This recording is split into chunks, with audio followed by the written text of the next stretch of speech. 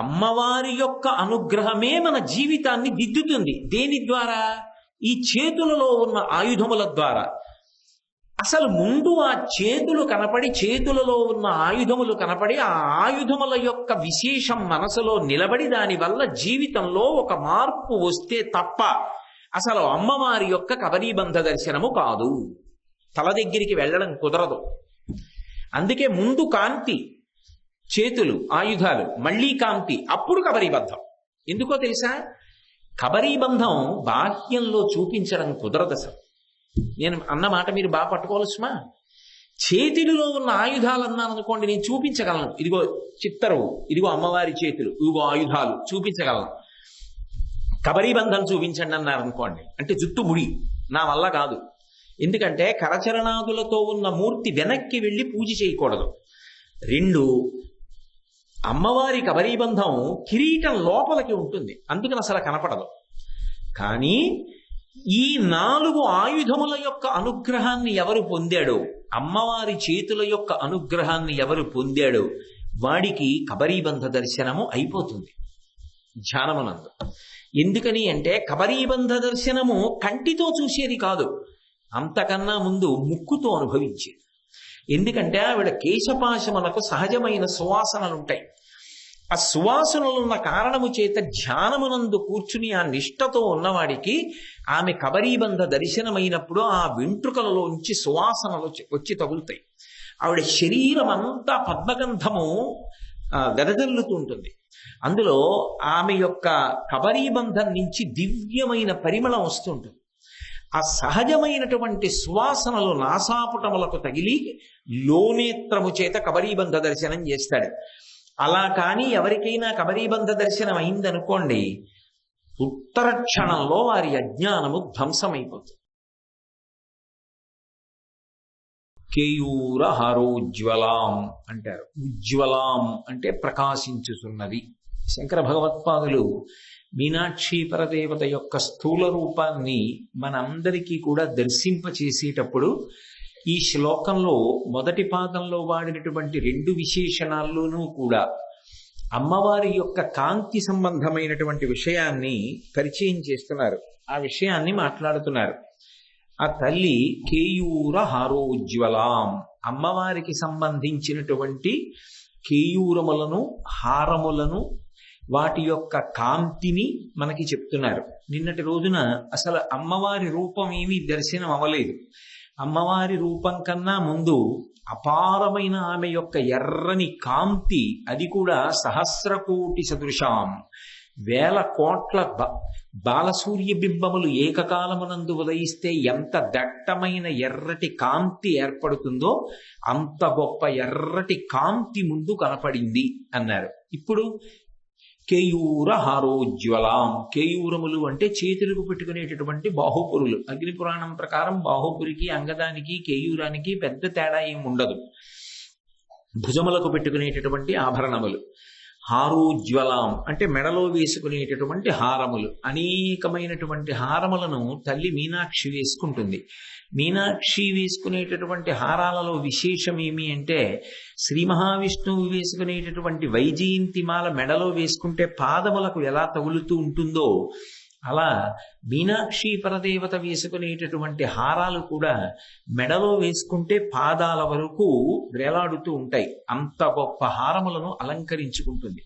కారణం, ఆమె రాజ్య పరిపాలన చేసింది. అందుకని సహజంగా మహారాజ్ఞి, ఆ పైన భూమండలాన్ని ఏలింది ఆవిడ.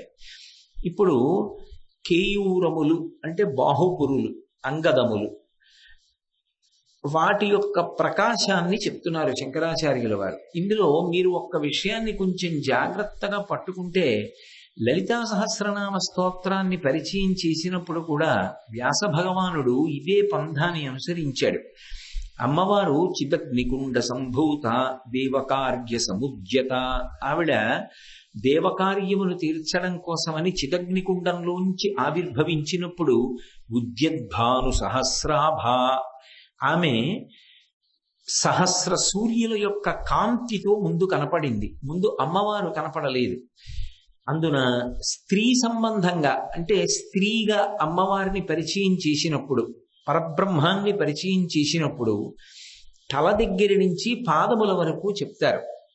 అంటే ఆ కేశాది పాదాది పర్యంతము అంటారు. సాధారణంగా పాటించే పద్ధతి ఏమిటంటే పరబ్రహ్మాన్ని పురుష స్వరూపంగా చెప్తే పాదాది కేశాది పర్యంతం చెప్తారు. అంటే పాదముల నుండి కేశముల వరకు తల వరకు చెప్తారు. ఇక్కడ పరబ్రహ్మాన్ని స్త్రీ స్వరూపంగా చెప్తున్నారు కనుక యథార్థమునకు తల నుంచి పాదముల వరకు చెప్పాలి. కానీ వ్యాసుడు కూడా లలితా సహస్రనామ స్తోత్రం చేసినప్పుడు మొట్టమొదట అమ్మవారి తల గురించి చెప్పలేదు. చెప్పకుండా ఉద్యద్భాను సహస్రాభ చతుర్బాహు సమన్విత, అప్పుడు చేతులలో ఉన్న ఆయుధాలు చెప్పారు. రాగస్వరూప పాశాఢ్య క్రోధాకార అంకుశోజ్వల మనోరూపీక్షుకోదండ పంచతన్మాత్ర శాయక. ఇప్పుడు మళ్ళీ కాంతి చెప్పారు. నిజారుణ ప్రభాపూర మధ్య బ్రహ్మాండ మండల, ఈ బ్రహ్మాండములనన్నింటినీ కప్పగలిగిన ఎర్రటి కాంతి మళ్ళీ చెప్పారు. అప్పుడు తల చెప్పారు. చంపకాశోక పున్నాగ సౌగంధిగల సత్కచ, చంపకము అశోకము పున్నాగము మొదలైనటువంటి అద్భుతమైన పుష్పముల చేత అలంకరింపబడినటువంటి కబరీ బంధము కలిగినటువంటి తల్లి అని అమ్మవారి యొక్క కేశపాశ దర్శనాన్ని, ఆ కబరీబంధ దర్శనాన్ని అప్పుడు చేయించారు. ఎందుకు అసలు అలా చేయడం? మొట్టమొదట భుజములు చెప్పకుండా, భుజములలో ఉన్నటువంటి ఆయుధములు చెప్పకుండా, భుజములంటే భుజము చేయి కలిపి తీసుకోండి, చేతులలో ఉన్న ఆయుధాలు చెప్పకుండా తల చెప్పి తల తర్వాత ఆయుధాలు చెప్పచ్చుగా. అంటే ఇక్కడ మీరు ఒక విషయాన్ని గమనించవలసి ఉంటుంది. ఆయుధానికి ఒక ప్రత్యేకమైన శక్తి ఉన్నదనుకోండి, అప్పుడు ఆయుధము అమ్మవారి కన్నా భిన్నంగా స్వతంత్రంగా కొంత శక్తిని కలిగి ఉన్నది అని నిర్ధారించవలసి ఉంటుంది. నేను చేత్తో కర్ర పట్టుకున్నాను అనుకోండి, ఇప్పుడు కర్ర పెట్టి నేను కొట్టాను అంటే కర్రకి స్వతంత్రంగా కొట్టేటటువంటి శక్తి లేదు.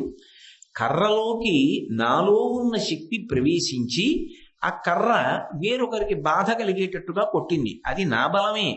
కర్ర కొట్టింది అనరు, కోటేశ్వరరావు గారు కొట్టారండి అంటారు. అమ్మవారి చేతి ఆయుధాలు చెప్పి ఆ ఆయుధాలకి కొన్ని శక్తులున్నాయని చెప్పారు వ్యాసుల వారు. క్రోధాకార అంకుశోజ్వల మనోరూపేక్షుకోదండ పంచతన్మాత్రశాయక. మొదటిది రాగస్వరూప పాశాఢ్య. ఈ 4 ఆయుధములు కూడా, లేదా ఆవిడ పట్టుకున్న ఈ 4 విశేషముల యందు కూడా 4 విశేష శక్తులు ఉన్నాయి. ఒకటి రాగస్వరూపమైనటువంటి పాశము, ఒకటి క్రోధస్వరూపమైనటువంటి అంకుశం. ఉజ్వల అన్నమాట వ్యాసుల వారు వాడారు లలితా సహస్రనామ స్తోత్రంలో. క్రోధాకారాంకుశ ఉజ్వల మనోరూపేక్షు కోదండ, మనోరూపమైనటువంటి ఇక్షుదండము అంటే చెరుకుతో చేయబడినటువంటి ధనస్సు, ఇక్షుధనస్సు. కాబట్టి మనోరూపేక్షు కోదండ పంచతన్మాత్ర సాయక. 5 పువ్వులు ఒక చేతిలో పట్టుకుంది. అవి పంచతన్మాత్రలైనటువంటి శబ్ద స్పర్శ రసరూప గంధములకు ప్రతీకలు. ఇప్పుడు అందులో క్రోధాకారాంకుశోజ్వల, ఉదాహరణకి నేను అమ్మవారి చేతిలో ఒక చేతిలో పట్టుకున్నటువంటి ఆయుధం అంకుశం. ఆ అంకుశం గుత్త జ్వల ప్రకాశిస్తోంది పైకి. ఇప్పుడు ఆ అంకుశం గురించి ఎందుకు చెప్పినట్టు వ్యాసుల వారు అంటే, ఆ అంకుశం ఒక విశేషాన్ని కలిగి ఉంటుంది. లోకంలో అన్నిటికన్నా భౌతికంగా పెద్ద జంతువేది అంటే ఏనుగు. ఎంత పెద్దదో జంతువు చెప్పవలసి వచ్చిందనుకోండి, ఏనుగంత అంటాం. ఏనుగంత బలం అండి ఆయనకి, ఏనుగంత ఉన్నారండి ఆయన అంటాం. అంటే అంత పెద్దది అని. మనిషికి వచ్చేటటువంటి కోపము యొక్క స్థాయి ఎంత ఉంటుంది అంటే దాని యొక్క స్థితిని చెప్పడం ఎవరికి కుదరదు. కోపము అన్నాను అనుకోండి కొంత అదుపులో ఉంటుంది. క్రోధము అన్నాను అనుకోండి అది అదుపు తప్పిపోయిందనమాట. ఇంకా అదుపు తప్పిపోయినటువంటి కోపాన్ని క్రోధం అంటారు. అప్పుడు ఆ క్రోధం ఎంతగా వశం చేసేసుకుంటుంది ఆ క్రోధం వచ్చిన వాడిని అంటే చెప్పడం కుదరదు. అందుకే ఏనుగుని నియంత్రించడానికి ఏది వాడతారు అంటే అంకుశాన్ని వాడతారు. ఆ అంకుశం పట్టుకుని మావటి ఏనుగు తల మీద పొడిచాడు అనుకోండి, దానికి విశేషమైన బాధ కలుగుతుంది. అబ్బా మళ్ళీ పొడుస్తాడేమోనని అది వశవర్తి అవుతుంది, మావటికి లొంగిపోతుంది ఆ అంకుశం చూస్తే. అలాగే క్రోధము ఎవరికి తరచుగా వస్తుందో అది వాళ్ళనే బాధ పెడుతుంది. ఎందుకంటే నాకొచ్చిన క్రోధం అవతల వారిని బాధ పెడుతుంది అని నిర్ధారించడం కుదరదు. ఎందుకని కుదరదు అంటే, నేను ఎవరో ఒక వ్యక్తిని పట్టుకుని అతని మీద ఉన్న క్రోధంతో 1 గంట సేపు నింద చేశాననుకోండి. ఇప్పుడు ఆ వ్యక్తి అన్నీ విని చిరునవ్వు నవ్వి, ఆయన క్రోధము చేత ఆవేశింపబడ్డాడు, ఒళ్ళు తెలియక మాట్లాడుతున్నాడు అని ఓ చిన్న నవ్వు నవ్వి, అంత క్రోధానికి వశపడిన వాడు అలా కాకపోతే ఇంకెలా మాట్లాడతాడు, కాబట్టి దాన్ని పట్టించుకోవలసిన అవసరం లేదు అని వెళ్ళిపోయాడు అనుకోండి. ఇప్పుడు ఆ క్రోధం అవతల వాడిని ఏమైనా చేసిందా? కానీ ఆయన పట్టించుకోకుండా నవ్వుతూ వెళ్ళిపోయాడు అనుకోండి, నా క్రోధం ఇంకా ఎక్కువైపోతుంది, ఊగిపోతాను నేను. తన కోపమే తన శత్రువు, తన శాంతమే తనకు రక్షదయ చుట్టంబౌ, తన సంతోషమే స్వర్గము అని చిన్నతనంలో నేర్చుకోము పద్యం. కాబట్టి తన కోపమే తన శత్రువు, ఊగిపోతాం. ఎవరి కోపాన్ని వారు నియంత్రించుకోవాలి. కోపాన్ని నియంత్రించుకోవడానికి మార్గం ఏమిటి? ఒకటి, కోపాన్ని పరిశీలనం చేయడం రావాలి. అసలు ఈ కోపం ఎక్కడి నుంచి వస్తోంది అంటే దానికి రావడానికి ఓ చిరునామా లేదు. ఏదో నేను ఈ ప్రవచనానికి వచ్చానంటే ఇంటి నుంచి బయలుదేరి వచ్చానండి అని చెప్పాలి. కోపం వచ్చిందంటే ఇక్కడి నుంచే పైకి వస్తుంది. కామక్రోధస్య లోభస్య దీహి తిష్టంతి తస్కరాః జ్ఞానరత్నాపహారాయ తస్మాత్ జాగ్రత్త జాగ్రత్త. ఇప్పుడు ఇక్కడి నుంచే పైకి వస్తుంది కోపం. అవకాశం కోసం వెతుక్కుంటుంటుంది. ఎప్పుడు పైకొచ్చి వీడిని రాక్షసుణ్ణి చేద్దామా అని లోపల కూర్చుంటుంది. అవకాశం దొరికిందా పైకి వస్తుంది. ఇందులో గమ్మత్తు ఏమిటంటే, ఇది రాగమునకు అక్క. రాగము క్రోధము కలిసి జీవనం చేస్తూ ఉంటాయి. ఎందుకని అంటే, మీకు తేలికగా అర్థం అవ్వాలి అంటే, నాకు ఒకరి మీద అపారమైనటువంటి ప్రేమ ఉందనుకోండి, అది రాగము. వాళ్ళ మీద నాకు అపారమైన ప్రేమ. ఇప్పుడు ఆ ప్రేమ వలన ఏమవుతుందంటే, అంత రాగం ఉంది కదూ, వాళ్ళ మీద నాకు అంత ప్రీతి ఉంది కదూ, ఇప్పుడు ఏ కారణం చేతనైనా వాళ్ళు నాకు దూరం జరిగిపోతున్నారేమో అన్న భావన వచ్చిందనుకోండి, క్రోధం వస్తుంది. నాకు ఒక వస్తువు మీద ప్రేమ ఉందనుకోండి, ఆ వస్తువు నాకు లభించిందనుకోండి, తృప్తి ఉంటుంది, అనుభవం ఉంటుంది, భోగం ఉంటుంది.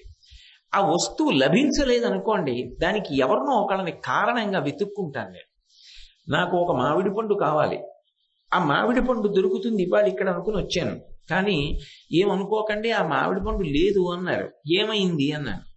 ఫలానా ఆయన వచ్చి నాకు మామిడి పండు కావాలండి అని అడిగాడు, ఏం అనలేకపోయామండి అందుకు ఇచ్చేసామన్నారు. ఇప్పుడు ఆయన మీద నాకు కోపం వస్తుంది, మామిడి పండు పట్టుకుపోయాడని. అంటే ఎప్పుడైతే నా రాగము తీరలేదో, రాగము తీరలేదు కనుక క్రోధము పైకి లేస్తుంది. క్రోధము లేవలేదనుకోండి, రాగము తీరిందని గుర్తు, కోరిక తీరిందని గుర్తు. నాకు మామిడి పండు దొరికేసింది అనుకోండి, నాకు కోరిక తీరిపోయింది. ఇందులో విచిత్రం ఏమిటో తెలుసా? కోపం వచ్చినా కొంత తేజస్సు క్షయమైపోతుంది. రాగము చేత కోరిక తీరినా అంతకన్నా ఎక్కువ తేజస్సు క్షయమైపోతుంది.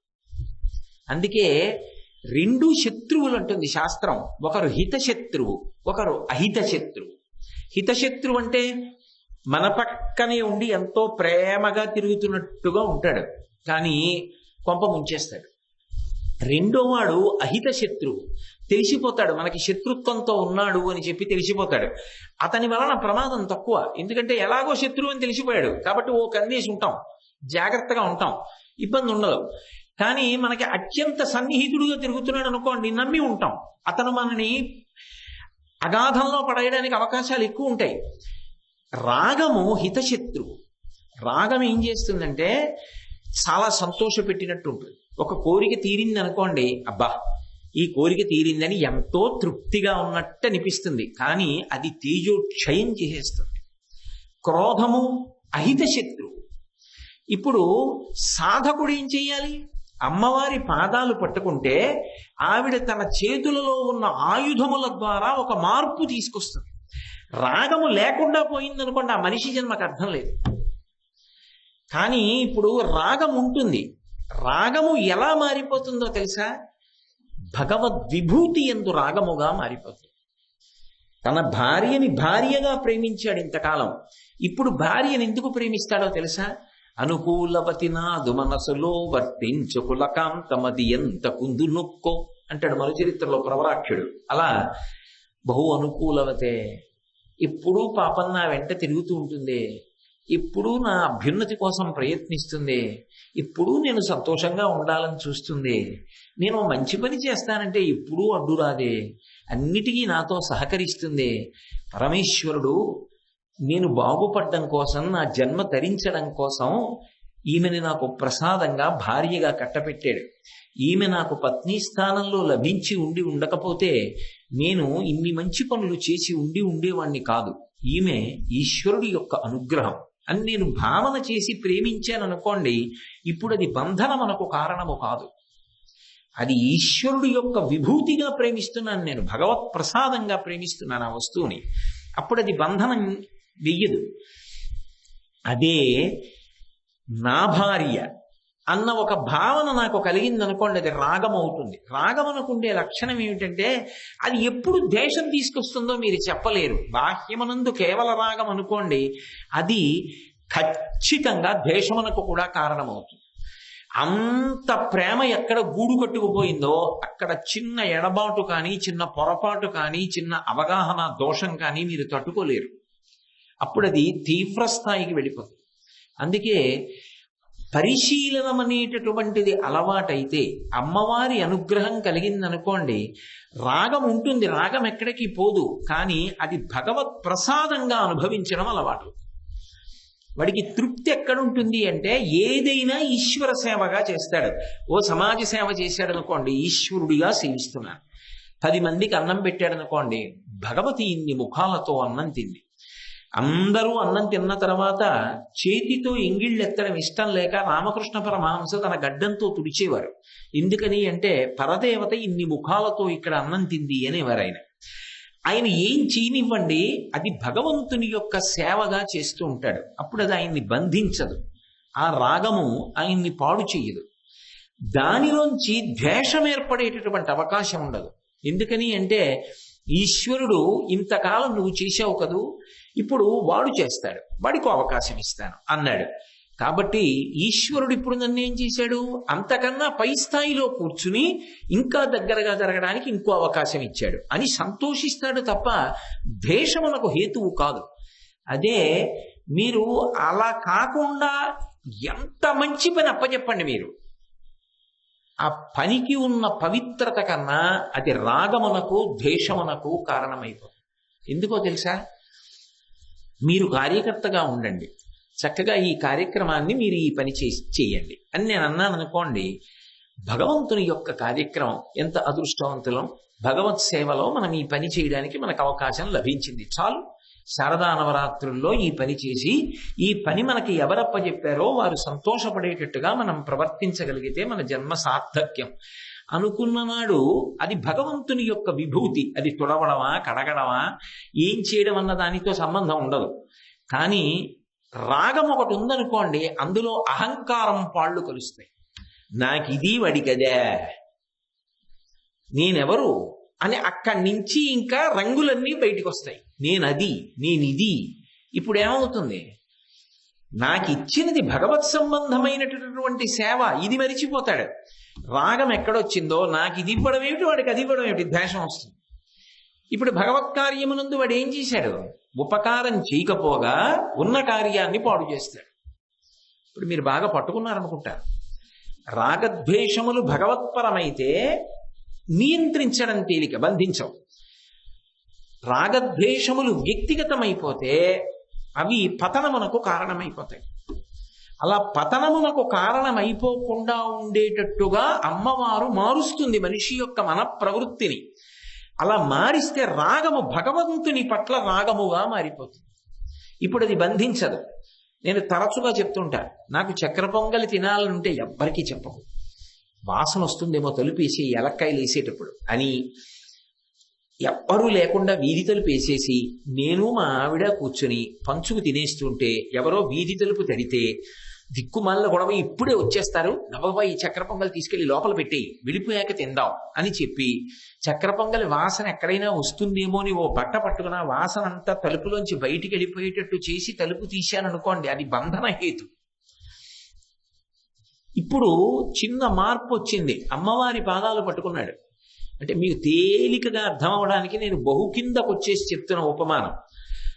ఇప్పుడేమంటాడంటే రేపు చక్ర పొంగలుండు, ఎంత బాగా ఉండాలో అంత బాగా పరమేశ్వరుడు మనకి ఎన్ని ద్రవ్యాలు ఇచ్చాడో, సంభవ ద్రవ్యై సంభవదుపచారై, చక్కగా మనకి ఇంట్లో భగవంతుడు ఏవి ఇచ్చాడో అవన్నీ వేసి ఉండు, మనం దాన్ని నివేదన చేద్దాం. రేపు పూజ చేసి నివేదన చేసిన తర్వాత అభ్యాగతి స్వయం విష్ణు, మనం పిలవకుండా వచ్చిన వాడు కదా విష్ణువు. రేపు మొట్టమొదట మన గుమ్మం తలుపు ఎవరు తరతారో నైవేద్యం పెట్టిన తర్వాత వాళ్ళు విష్ణు స్వరూపుడు. మనం వాళ్ళకి ప్రసాదం పెడదాం. వాళ్ళు తిన్న తర్వాత వాళ్ళు చేయి కడుక్కుని వాళ్ళు వెళ్ళిన తర్వాత మన ఇద్దరం ఆ ప్రసాదాన్ని తిందాం అని నేను అనుకున్నాను అనుకోండి. ఇప్పుడు నన్ను అది బంధించదు. ఇప్పుడు చక్ర పొంగలే తిన్నాను, నిన్నను చక్ర పొంగలే తిన్నాను.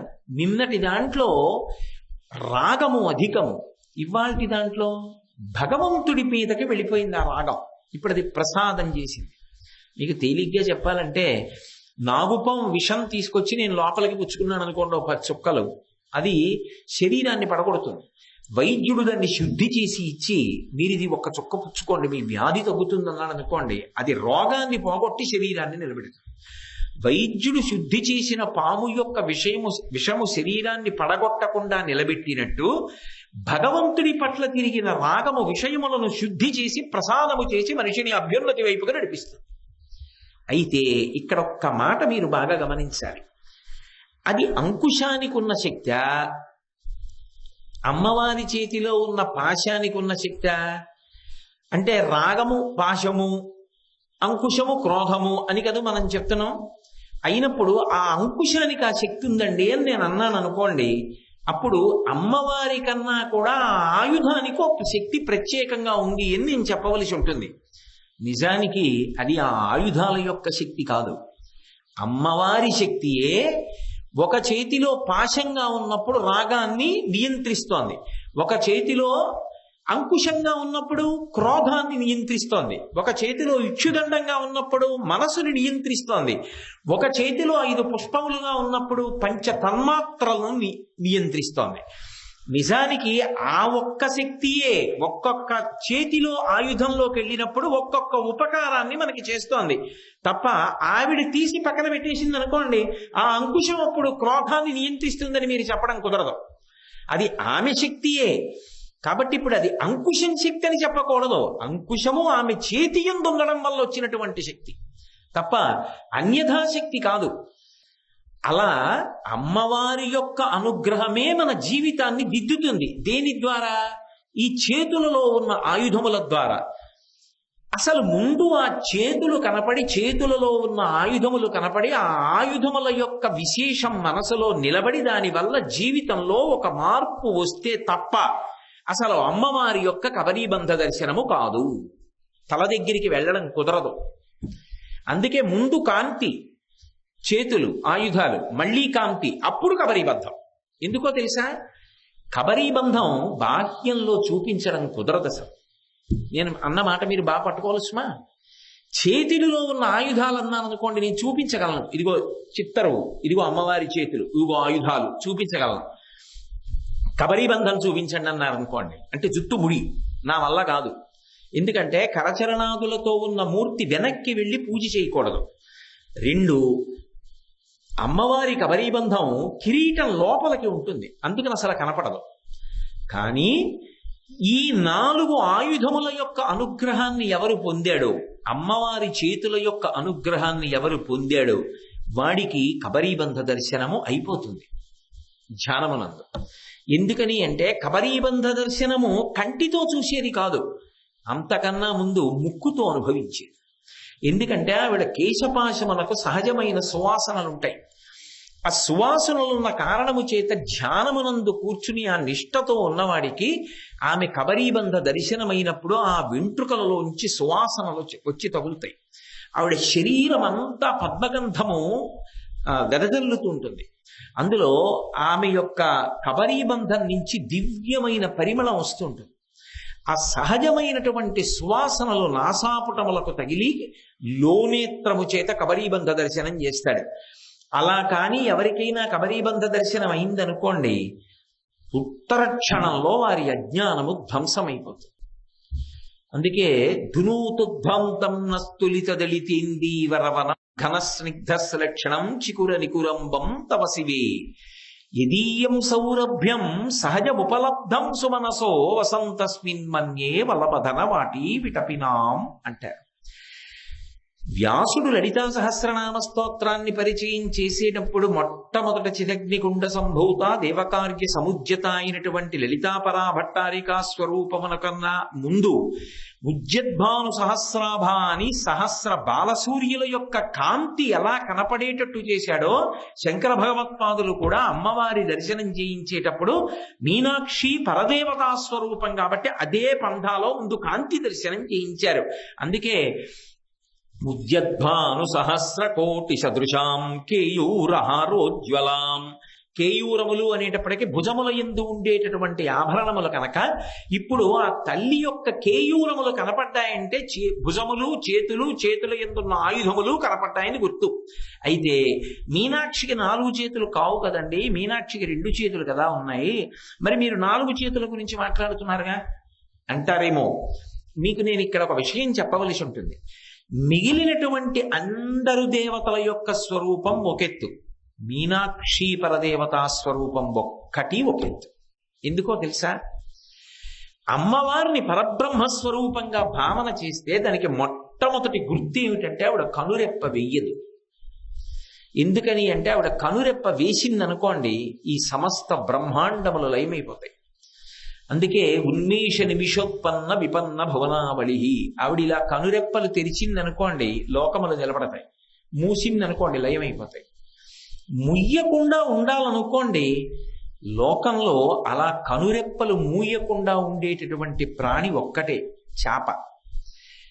మీనాక్షి అండంలో గుర్తు ఏమిటంటే ఆవిడ పరబ్రహ్మస్వరూపిణి, ఆవిడే కన్నులు మూసిందా ఈ బ్రహ్మాండములు లయమైపోతాయి. ఇప్పుడు ఆవిడ పరబ్రహ్మస్వరూపం అయినప్పుడు ఆవిడికి 2 చేతులే ఉంటాయని నిర్ధారించడం కుదరదు. తత్వతః ఆవిడ చేతులలో ఉన్న ఆయుధములను మీరు మనసులో భావన చేసి తత్ఫలితాన్ని పొందవచ్చు అని దాని అర్థం. అందుకని కేయూరహారోజ్వలాం. ఎందుకు శంకరాచార్యులు వారు ఈ కేయూరముల గురించి హారముల గురించి మాట్లాడుతున్నారు? హారోజ్వలాం, అమ్మవారి మెడలో హారములను వేసుకుంది. ఇందులో మీరు ఒక్కటి గమనించాలి. ఈ హారములను వేసుకున్నప్పుడు ప్రతిరోజు హారములను మారుస్తారు. మెడలో ఉన్నటువంటి హారములు ఏవి వేసుకుంటారో అవి ప్రతిరోజు అవే వేసుకుని ఉండాలి అని నియమం ఏం లేదు. ఆవిడికి 7 వారాల నగలు ఉంటాయి. కాళికా పురాణం ప్రకారం ఆవిడ భర్త గారు దగ్గరున్నప్పుడు కొన్ని పెట్టుకుంటుంది, భర్త గారు దూరంగా ఉన్నప్పుడు కొన్ని పెట్టుకుంటుంది, ఒక్కొక్క వారం ఒక్కొక్కటి పెట్టుకుంటుంది, ఒక్కొక్క స్థితిలో ఒక్కొక్కటి పెట్టుకుంటుంది. కాళికా పురాణం ఆభరణ విశేషాల్ని వర్ణించింది. అలా ఆవిడ ఆభరణములను ధరిస్తుంది. అయితే ఎప్పుడూ ఉండేటటువంటిది మాత్రం మంగళసూత్రం. మంగళసూత్రం అమ్మవారి మెడలో ఎప్పుడూ ప్రకాశిస్తూనే ఉంటుంది. హారోజ్వలాం అనేటప్పటికీ మనకి వెంటనే అమ్మవారి కంఠసీమ అనేటప్పటికీ మనకి గుర్తొచ్చేది ఏమిటి? కామేశబద్ధ మాంగళ్య సూత్ర శోభిత కంధర.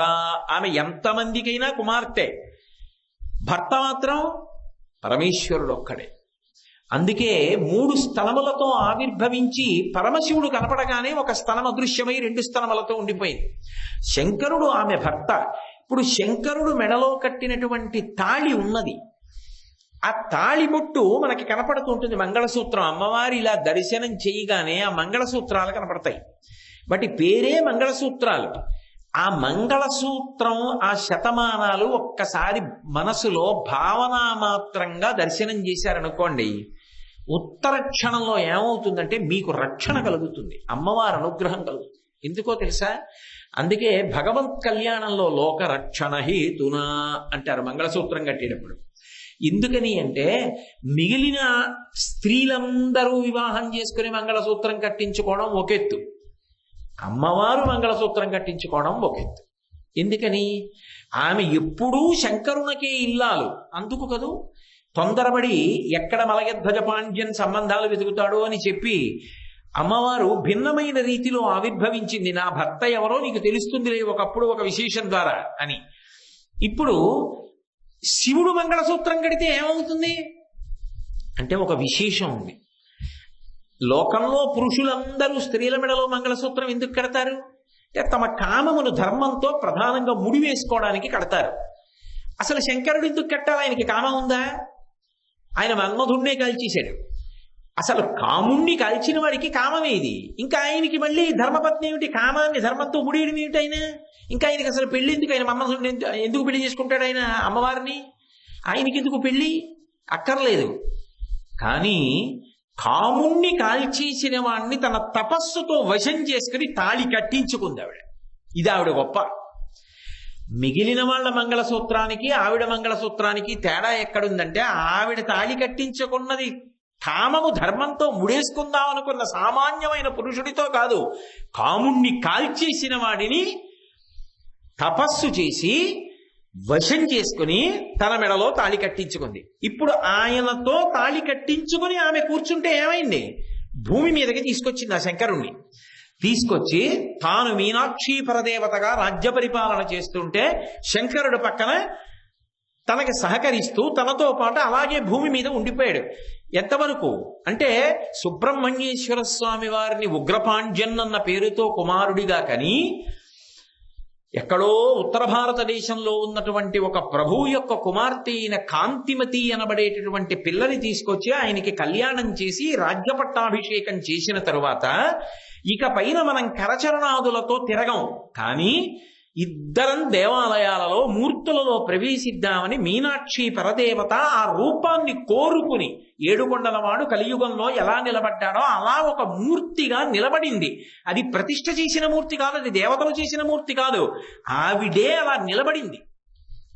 ఆ నిలబడడంలో చమత్కారం ఏమిటంటే మీనాక్షిగానే నిలబడింది. ఆ కళ్ళు అలాగే. అందుకే మిగిలిన మూర్తుల కన్నా కామాక్షి, ఆ మీనాక్షి కళ్ళు అంత సౌందర్యవంతం. బాగా కళ్ళు తెరిచి చూస్తుంటుంది భక్తుల్ని. అనుగ్రహప్రదాత అయి అలా నిలబడి చూస్తున్నటువంటి తల్లిగా తానే నిలబడిపోయింది దేవాలయంలో. అది శిల కాదు, మూర్తి కాదు, అమ్మవారే అలా నిలబడింది. అందుకే అంత భయభక్తులతో అంత జాగ్రత్తగా చేస్తారు. ఆమె చుట్టూ ఇచ్ఛాశక్తి, జ్ఞానశక్తి, క్రియాశక్తులు పరివేష్టించి ఉంటాయి. దేవాలయంలో ప్రవేశించి బయటికి వచ్చాకో లోపలికి వెళ్ళేటప్పుడో మీరు ప్రదక్షిణం చేస్తే ఇచ్ఛాశక్తి, జ్ఞానశక్తి, క్రియాశక్తి కనపడతాయి. అంతేకాదు అక్కడ అష్టశక్తి మంటపం అని 8 శక్తుల మంటపానికి మధ్యలో అమ్మవారు విరాజమానురాలై ఉంటుంది మీనాక్షి పరదేవత. అంత శక్తివంతమైన స్థానం. అంటే అందులో ప్రవేశించడానికే అసలు ఒక అర్హత చూస్తుంది. ఆవిడ అనుగ్రహమే అర్హత. ఆవిడ అనుగ్రహంతో ఆ దర్శనం ఇస్తుంది తప్ప అసలు ఆ ఆలయ ప్రవేశం చేసి ఆవిడ దర్శనం చేయడం అంటే జీవితంలో ఒక పెద్ద సౌభాగ్యం. ఇప్పుడు అలా తీసుకొచ్చింది కాబట్టి ఏమైంది? బాహ్యంలో రక్షణ కలిగింది. మధురైలో ఒకానొకప్పుడు ఇంద్రుడు వరుణుడు కలిసి శంకరుడి యొక్క అభిషేకం చూడడానికి వచ్చారు. రోజు అభిషేకం జరుగుతుంది, కానీ ఒక్క చైత్రమాసంలో ఉండేటటువంటి పౌర్ణమి నాడు మధురైలో సుందరేశ్వర స్వామికి జరిగేటటువంటి అభిషేకం వర్ణనాతీతం. అంత గొప్ప అభిషేకం అది. అంత గొప్ప అభిషేకం జరుగుతుంటే దాన్ని మొదట చూడడానికి అధికారం ఎవరిది అంటే మధురైని పరిపాలించేటటువంటి రాజు దర్శనం చేస్తారు. ఒకప్పుడు దేవేంద్రుడికి కోరిక పుట్టింది, నేను కూడా వెళ్ళి సుందరేశ్వర స్వామి దర్శనం చేస్తానని. తాను బయలుదేరి భూమి మీదకు వస్తున్నాడు. వెనక వరుణుడు కూడా బయలుదేరాడు, నేను వస్తానన్నాడు.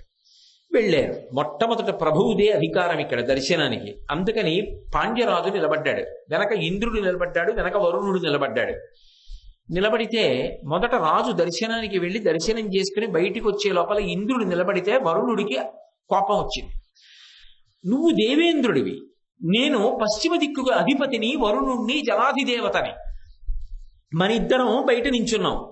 రాజు కేవలం ఒక మర్త్యుడు, భూలోకమనందు పుట్టినవాడు, ఈయన మొదటి దర్శనం చేస్తున్నాడు, ఏమిటి విశేషం అని అడిగాడు. ఇది మధురైలో మీనాక్షి పరదేవత కైలాసం నుంచి సుందరేశ్వరుణ్ణి కళ్యాణం చేసుకుని కిందకి దింపడం వల్ల మనుష్యులకి కలిగినటువంటి విశేషమైన అనుగ్రహం. కాబట్టి వాళ్ళు చేస్తారు మొదటి దర్శనం, మనం చేయడం కుదరదు, ఆ తర్వాత చెయ్యాలన్నాడు ఇంద్రుడు. ఎందుకు నీకంత పిచ్చి? పైన శివలింగాలు లేవా? శివార్చన జరగదా? కిందకొచ్చి మధురైలోనే ఎందుకు దర్శనం అన్నాడు.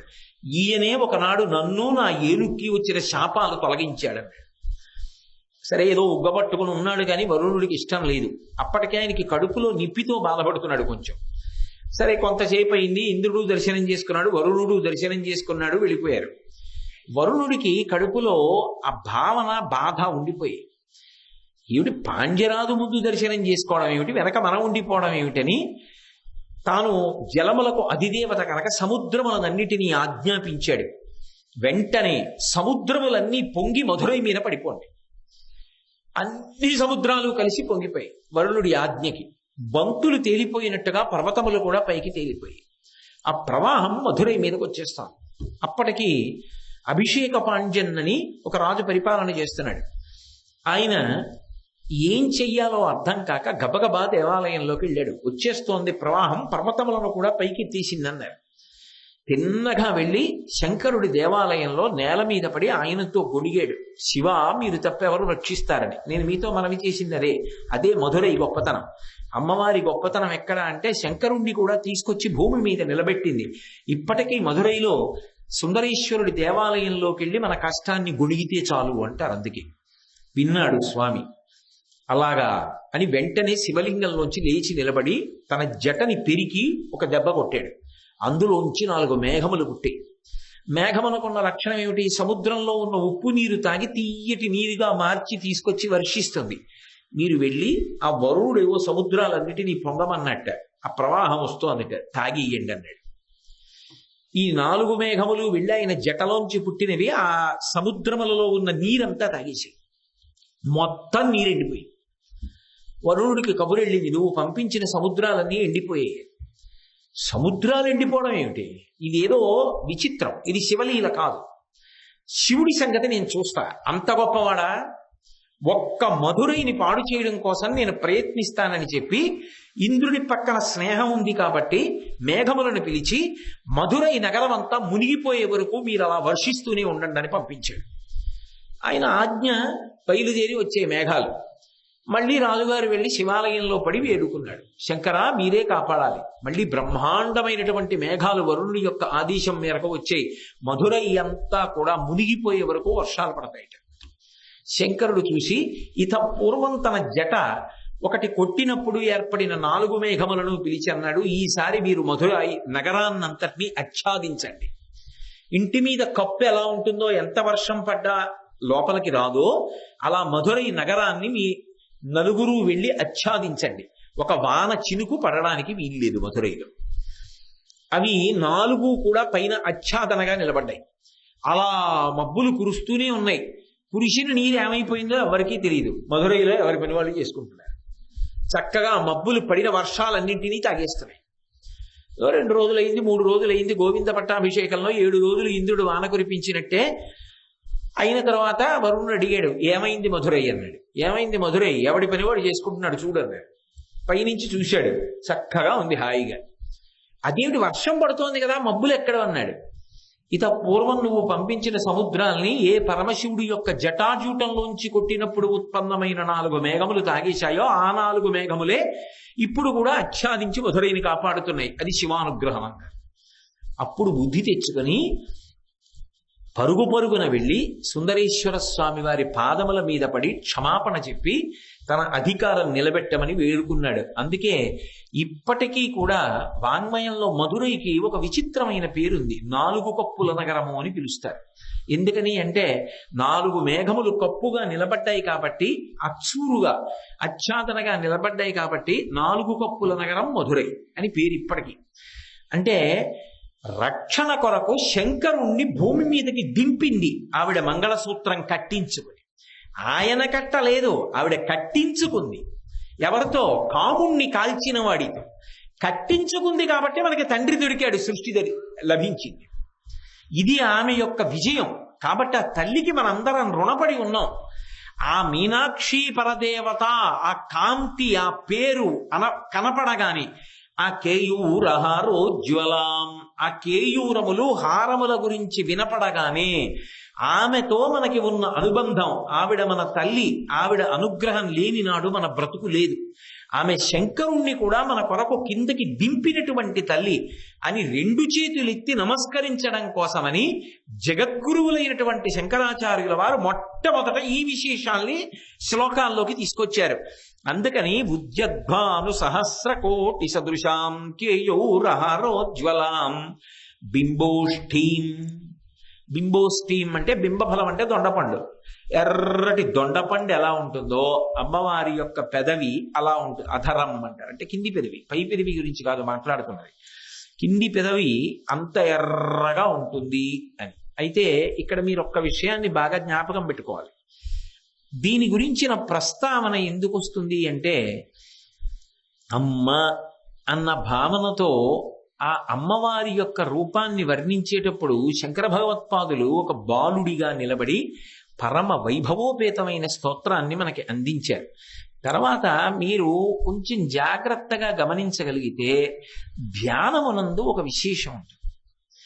ఏమిటా విశేషం అంటే, మాతృత్వాన్ని ధ్యానంలో భక్తుడు ఎక్కడ అనుభవిస్తాడో తెలుసా? అమ్మవారి కింది పెదవి దర్శనంలో అనుభవిస్తాడు. ఎలా అంటే, పరమ ప్రేమ కలిగిందనుకోండి, అమ్మ ఏం చేస్తుంది? ఏదో ఒకటి పెడు, తినరా నాన్న అంటుంది. అమ్మ అంటేనే పెట్టడం కదండి, తినమంటుంది. బిడ్డకి ప్రేమ కలిగిందనుకోండి, ఏం చేస్తాడు? అమ్మ తాగమ్మా, అమ్మ తినమ్మా అంటాడు, నైవేద్యం పెడతాడు. అమ్మవారు ఏం చేయాలి? నేనేదో ఇంత తేనె పట్టుకెళ్ళి పెట్టి, అమ్మ తాగమ్మా, అమ్మ తాగమ్మా, అమ్మ మీనాక్షి ఈ తేనె తాగమ్మా, నాకున్నని పెట్టానమ్మా అన్నాను అనుకోండి, మరి ఆవిడ ఉద్యద్భాను సహస్రకోటి సదృశాం, ఆ అరుణ కాంతి కారుణ్యము అని చెప్పాను నేను. అంత ప్రేమ ఉన్న తల్లి ఏం చెయ్యాలి? తాగాలా వద్దా? ఇప్పుడు ఆవిడ నేను ఇచ్చినటువంటి తేనె పాత్ర పట్టుకుని తాగుతోంది. ఆవిడ తాగుతున్నప్పుడు పై పెదవి కనపడుతుందా, కింది పెదవి కనపడుతుందా? నాకు ఆవిడ తాగుతున్నప్పుడు ఆవిడ కింది పెదవి కనపడుతుంది. తాగుతోంది అనడానికి గుర్తు ఏమిటంటే, ఆ కింది పెదవి పాత్రకి కిందకు వస్తుంది. దాన్ని నేను ఇంకంత వర్ణించవలసిన అవసరం ఏముందండి? రెండు కంఠంలో గుటక పడినట్టుగా తెలుస్తుంది. దీని చేత మనసు గొప్ప ఆర్ద్రతని పొందుతుంది. నా తల్లి స్వీకరించింది. భావనామాత్ర సంతుష్టాయై నమో నమః. ఆ భావనలో అమ్మవారు తాగారు. అమ్మ కడుక్కో అని కొంచెం నీళ్లు ఇచ్చినప్పుడు ఆవిడ ఏవి తడుపుకుంటుంది? పెదవులు తడుపుకుంటుంది. మళ్ళీ పొడిబట్ట ఇచ్చినప్పుడు పెదవులు తుడుచుకుంటుంది.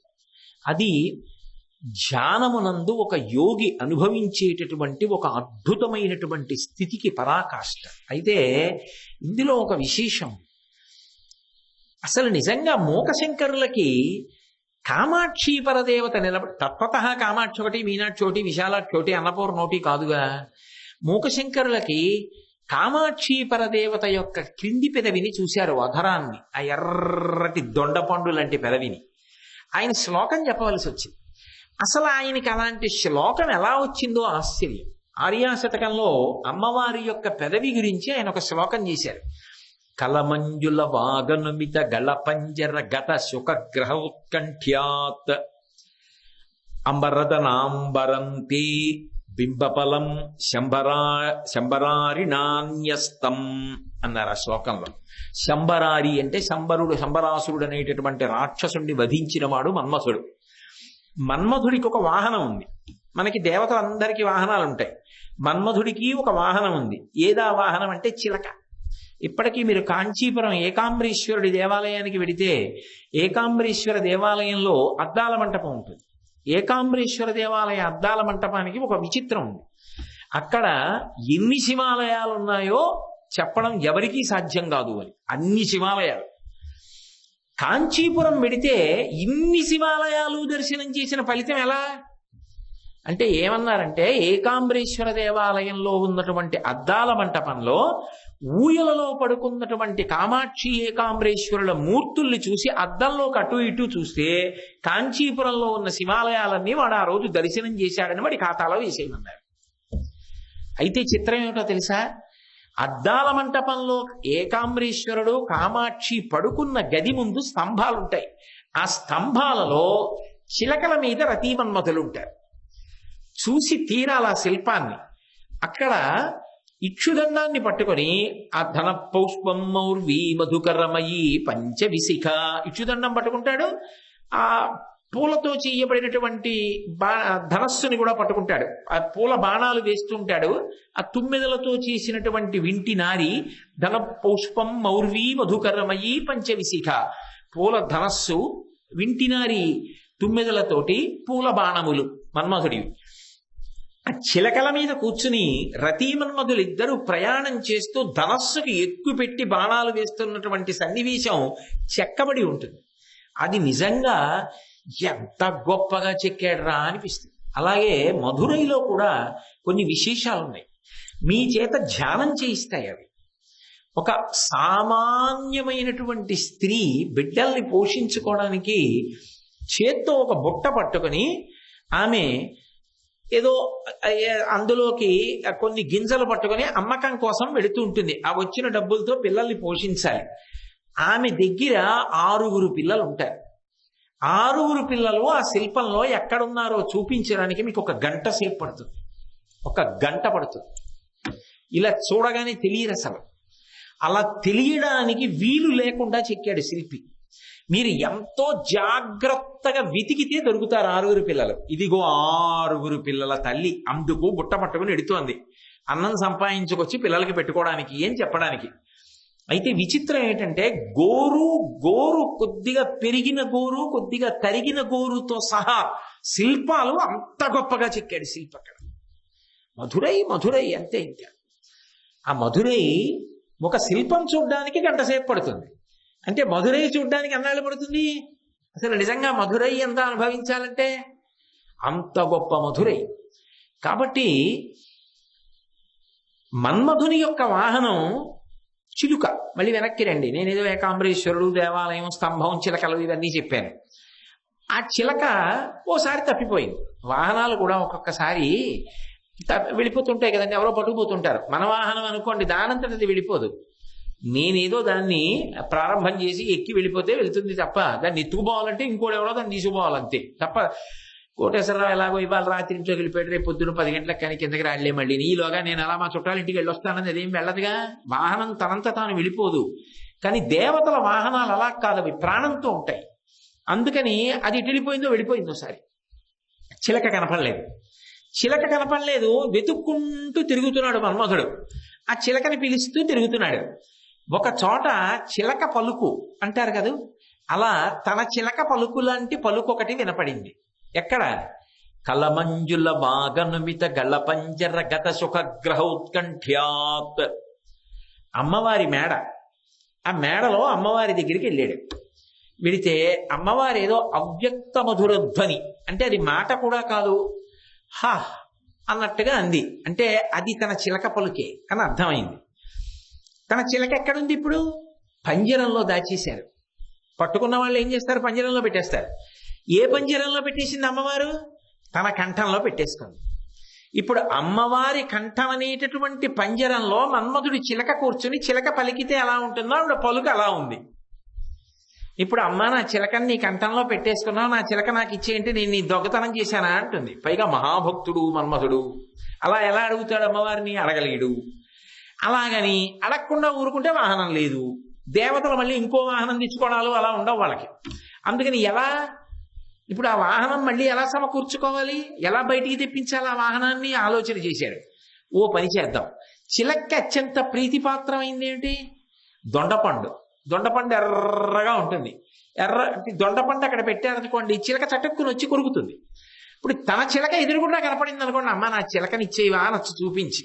అందుకని ఆయన ఏం చేశాడంటేట, మన్మధుడు ఒక ఎర్రటి దొండపండు తీసుకొచ్చి ఇక్కడ పెట్టేట అమ్మవారికి. అదే అమ్మ నీ పెదవయింది. ఎందుకంటే మన్మధుడు తన చిలకని బయటికి తెచ్చుకోవాలనుకున్నాడు.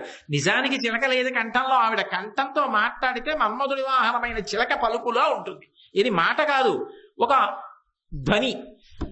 హా అందనుకోండి, అది అంత మధురంగా ఉంటుంది అని మూకశంకరులు అమ్మవారి యొక్క క్రింది పెదివి గురించి అంత గొప్ప వర్ణన చేశారు.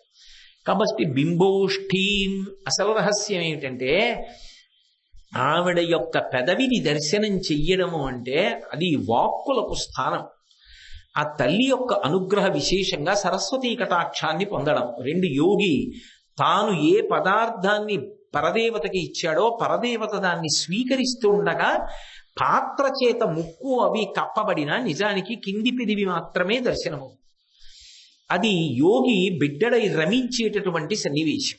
కాబట్టి బింబోష్ఠీం స్మిత దంత పంక్తి రుచిరాం, ఎంత పొదుపుగా వాడతారో. అందుకే శంకరాచార్యుల వారి గురించి ఓ మాట చెప్తారు పెద్దలు, అత్యంత పొదుపరి అయిన ఇల్లాలు ఈ నెలలో జీతం చాలా తగ్గిపోయిందే, చాలా తక్కువ జీతం, అవి ఇవి ఎక్కువ కూరలు అవి అడక్కో, ఏదో జాగ్రత్తగా సరిపెట్టు అంటే వంకాయలు పట్టరండి పొట్లకాయలు పట్టరండి అని అనకుండా, కానీ ఏదో ఒకరోజు పాటోళీ చేసి ఒకరోజు పచ్చి పులుసు చేసి రోజూ తిన్న పదార్థాల కన్నా రుచిగా ఉన్నాయా అన్నట్టుగా తక్కువ ద్రవ్యంతో అత్యంత పొదుపరితనంతో భర్తని తృప్తిపరచగలిగిన భార్య ఎలా ఉంటుందో శంకరాచార్యుల వారి అక్షరాలు వాడుకోవడం అంత పొదుపరితనంగా ఉంటుందంట. అంత భావస్ఫోరకంగా అంత అద్భుతంగా వాడతారైన పదాలని. అందుకే శంకరాచార్యుల వారి సాహిత్యంలో ఒక అక్షరం తీసి అక్షరాన్ని పెట్టడం కుదరదు అంటారు. స్మిత దంత పంక్తి రుచిరాం. స్మిత అంటే చిన్న నవ్వు నవ్వుతోంది ఆవిడ. ఆ చిన్న నవ్వు నవ్వినప్పుడు విచ్చుకోకుండా విచ్చుకున్నాయి పెదవులు. ఏదో పెదవులు బాగా విచ్చుకున్నాయి అనుకోండి, ఏదో వికటాట్టహాసం మహిషాసురుని సంహరించేటప్పుడు నవ్వినట్టు ఉంటుంది. అప్పుడు మనం ఎదురుకుండా నిలబడలేము, భయం వేస్తుంది. ఆవిడ అసలు నవ్వకుండా అని కూర్చుంది అనుకోండి, మహారాజ్ఞి తెల్లవారు లేస్తే కష్టాలు సుఖాలు ఆవిడికే చెప్పుకోవాలి మనం. అమ్మవారు ఏమిటో మూతి బిగించు కూర్చుంది, ఆవిడంత సరైనటువంటి స్థితిలో లేదేమో, ఇప్పుడు ఎందుకు లేదు ఆవిడ దగ్గరికి వెళ్ళడం అంటాం. అలా కాకుండా ఆవిడ పెద్ద నవ్వు నవ్వకుండా, అలాగని పెదవులు మూసుకుని కూర్చోకుండా, ఆ దంతముల పంక్తి కనపడకుండా ఆవిడ ఒక చిరునవ్వు నవ్వుతోంది అనుకోండి, అప్పుడు ఇది మంచి సమయం, అమ్మవారి దగ్గరికి వెళ్ళి మనం మంచి మాటలు 4 చెప్పుకుందాం, తల్లి మన ఆపద తీరుస్తుందని చెప్పి గబగబా భక్తులు పరిగెడతారు. అందుకనిట ఆవిడ నిలబడినప్పుడు ఎలా నిలబడిపోయిందంటే స్మిత దంత పంక్తి రుచిరాం. నిజంగా మీరు ఆ దర్శనం చెయ్యాలి మధురైలో, అలాగే నిలబడింది ఆ తల్లి. స్మిత అంటే చిన్న చిరునవ్వు, అది పరిశుద్ధమైనటువంటి చిరునవ్వు. పెదవులు విచ్చుకోకుండా నవ్వితే దాని చేత ఇక్కడ బుగ్గల్లో చిన్న మార్పు వచ్చి చిన్న సొట్ట పడితే దాని వలన ముఖంలో ప్రసన్నత్వం అంతా కూడా ప్రతిబింబిస్తే దాన్ని స్మిత అంటారు. చిన్న నవ్వు నవ్వింది అని. ఆ చిన్న నవ్వు వెనక శుద్ధత్వము మాతృత్వము అన్నిటినీ మించి మనం స్వాతంత్ర్యంతో అమ్మవారి దగ్గరికి వెళ్ళి అమ్మా నన్ను అనుగ్రహించవా అమ్మా, నన్ను కాపాడవా అమ్మా అని కష్టం చెప్పుకోవడానికి వీలుగా ఒక మహాసామ్రాజ్ఞి అలా నిలబడింది పరిపాలకురాలు. అది ఆమె యొక్క నవ్వుకున్నటువంటి సౌందర్యం, అది మీనాక్షి యొక్క నవ్వు. ఇందులో విశేషం ఏమిటంటే ఆ చిరునవ్వు నవ్వుతున్నటువంటి అమ్మవారి ముఖమండలాన్ని మనసులో మీరొక్కసారి దర్శనం చెయ్యగలిగారనుకోండి, అలా దర్శనం చేసినటువంటి ఉత్తర క్షణంలో మనసు ఎంత శాంతిని పొందుతుందో. 2, ఆవిడ అనుగ్రహమునకు పాత్రులవుతారు. 3వ విశేషం ఇంకొకటి ఉంటుంది. నిజానికి దాన్ని పోల్చడానికి ఇంకేం ఉండదు. దాన్ని పోల్చడానికి ఏం చేస్తారంటే అవకాశం ఇంకేమీ లేక రెండింటిని తీసుకుంటారు. పద్మంతో పోలుస్తారు, లేకపోతే పౌర్ణమి చంద్ర బింబాన్ని తీసుకుంటారు, తీసుకుని రెండిటితో పోలుస్తారు. నిజానికి లోకంలో ఒక విశేషం ఉంది. ధ్యానంలో చిరునవ్వు నవ్వుతున్నటువంటి అమ్మవారి ముఖమండల దర్శనం చేసేటటువంటి యోగి ఆ దర్శనానుభూతిని పొందినప్పుడు సువాసనలు పీల్చి ఆనందంతో తన్మయావస్థకి లోనైపోతాడు. ఎందుకని అంటే పద్మ ప్రభాభాసురాం అని శంకరాచార్యులు వారి అంటారు. ఆమె శరీరం అంతా పద్మ సుగంధం వస్తుంది. ఆ చిరునవ్వు నవ్వుతున్న ముఖమండలాన్ని దర్శనం చేయడానికి అలవాటు పడిపోవడం ఎలా ఉంటుంది అంటే నల్లమందుకు అలవాటు పడిపోయిన నెమలిలా ఉంటుంది. రామకృష్ణ పరమహంస మాటల్లో చెప్పాలంటే నెమలికి అంతకుముందు నల్లమందు అలవాటు లేదు. ఒక గడుసు వ్యక్తి ఏం చేశాడంటే ఒక రోజు ఉదయం 11 గంటలకి నెమలి అలా దగ్గరికి వస్తే ఓ నల్లపూసంత నల్లమంది ఎట్టాడు. అది ఆ నల్లమందు తింది. ఆ ఆ నల్లమందు నాడీ మండలానికి ఉత్ప్రేరకంగా పనిచేయడానికి అలవాటు పడింది. మరునాడు 11 అయ్యేటప్పటికీ ఇంకా అది ఉండలేకపోయింది. గబగబా వచ్చి మళ్ళీ ఆ నల్లమందు కోసం చుట్టూ తిరిగింది. ఇంకా వారం రోజులు తిన్న తర్వాత ఇంకా దాని పరిస్థితి ఎలా ఉంటుందో నేనేం చెప్పక్కర్లేదు, మీకు తెలుసు. ఆ నల్లమందు లేకపోతే అది బతకలేదు. అలా అమ్మవారి యొక్క చిరునవ్వుతో కూడుకున్న ముఖమండల దర్శనం చెయ్యడానికి అలవాటు పడినటువంటి సాధకుడు అసలు అమ్మవారి ముఖమండలాన్ని అలా దర్శనం చెయ్యకుండా పూజ పూర్తి చెయ్యలేడు. ఆ దర్శనంలో ఆ పరదేవత యొక్క పరిపూర్ణమైనటువంటి అనుగ్రహానికి పాత్రుడవుతాడు. అన్నిటినీ మించి ఆ నవ్వు ఎంత శుద్ధంగా ఉంటుంది అంటే అసలు దాన్ని వర్ణించడానికి లోకంలో ఉపమానం లేదు. ఆ నవ్వు అనుభవించాలంటే ఆ మనసులో, ధ్యానంలో ఆ నవ్వు, ఆ సౌందర్యం, ఆ కాంతి, ఆవిడ అనుగ్రహం, బిడ్డన్ని చూస్తున్నప్పుడు ఆవిడ నవ్వినటువంటి ఆ నవ్వులో ఉన్నటువంటి ఆనందం, అది అనుభవించవలసిందే తప్ప అవ్యక్తం. ఆ నవ్వేదో ఆ వచ్చిన వాళ్ళని చూసి కృతకంగా నవ్విన నవ్వులాగో, ఏదో పలకరించడానికి నవ్విన నవ్వులాగో అలా ఉండదు. దాని యొక్క పవిత్రత, ఆ నవ్వు వెనక ఉన్న పవిత్రత చెప్పడానికి లోకమునందు అసలు ఉపమానము లేదు. అందుకే మూకశంకరులు మందస్మిత శతకం అని చేశారు. అమ్మవారి చిరునవ్వు కనపడింది ఆయనకి. అది ఎలా చూశారు ఆయన? అభిముఖంగా కాదు చూసింది. ఆయన ఇలా కూర్చున్నారు, కామాక్షి ఇలా నడుస్తోంది, ఆగి తాంబూలపు పిడచ పెట్టింది. ఆయన ఇలా పైకి చూశారు, ఆవిడ చిరునవ్వు కనపడిందో పక్క నుంచి. ఎంత పవిత్రంగా, ఎంత శుద్ధంగా ఉంటుందో చెప్పారు ఆయన. పీయూషం కలుపీయతే సురజనైర్దుగ్ధాంబుధిర్మధ్యతే మాహేశైశ్చ జటాకలాపనిగళైః మందాకినీ సహ్యతే సీతాంశుర్పరిభూయతే చ తమసా తస్మాదనేతాదృశీ కామాక్షి స్మితమంజరీ తవ వచో వైదగ్ధ్యముల్లంఘతే అన్నారు. స్మితమంజరి, ఆయన కూడా స్మిత శబ్దం వేశారు. అది ఎంత గొప్పగా ఉంటుందంటేట చిరునవ్వు. అసలు ఆవిడ నవ్విన నవ్వుని లోకంలో ఇంకేదైనా పవిత్రమైన వస్తువుతో పోల్చవచ్చా అని ఆలోచించారు మూకశంకరులు. పీయూషం, అది అమృతంలా ఉంటుందా చిరునవ్వు? అందామా? దాన్ని దేవతలందరూ తాగేశారు, రాహుకేతువు కూడా తాగేశారు. అంతమంది దేవతలు తాగేసిన అమృతం ఎంగిలైపోయింది. దానికి అమ్మవారి చిరునవ్వుకి పోలిక. అంత పవిత్రమైన చిరునవ్వుకి కుదరదమ్మా, అమృతం పనికిరాదు నీ చిరునవ్వుకి, తీసేశాను. మరేం చేస్తావు? సురజనైర్దుగ్ధాంబుధిర్మధ్యతే, పాల సముద్రంలా ఉంటుంది నీ చిరునవ్వు. పాల సముద్రం ఎంత తెల్లగా ఉంటుందో నీ నవ్వు అంత శుద్ధంగా ఉంటుంది, అంత పవిత్రంగా ఉంటుంది. అందాం అనుకున్నాను కానీ అమ్మా కుదరదు, అది వద్దులే. ఎందుకొద్దు? అమ్మా పాల సముద్రంలో మందర పర్వతం పడేశారమ్మా, విష్ణువు అడుగున పడుకుని మోశారమ్మా, దేవతలు దానవులు వాసుకుని తీసుకొచ్చి మందర పర్వతానికి చుట్టి దాని తోక పట్టుకుని తిప్పారమ్మా. అది బాధ తట్టుకోలేక విషం విడిచిపెట్టిందమ్మా. ఈ పర్వతం తిరిగితే ఆ పాల సముద్రం చర్చస్ అని చప్పుడు చేస్తూ నురగల కక్కిందమ్మా. దేవతలు దానవులు పర్వతం పెట్టి పాము చుట్టి మధించినటువంటి ఒక సముద్రానికి నీ నవ్వుకి పోలిక. నీ నవ్వును అలా ఎవరైనా చిలకగలరా? కాబట్టి పాల సముద్రంతో నీ నవ్వుని ఎలా పోల్చను? కుదరదులే. పోన్లే, గంగ అంత గొప్పది అంటానమ్మా. ఎందుకంటే గంగ సకల పాపహారిణి. ఆ గంగని తలుచుకుంటే చాలు పాపాలు పోతాయి. కాబట్టి గంగతో పోలుస్తా నీ చిరునవ్వు.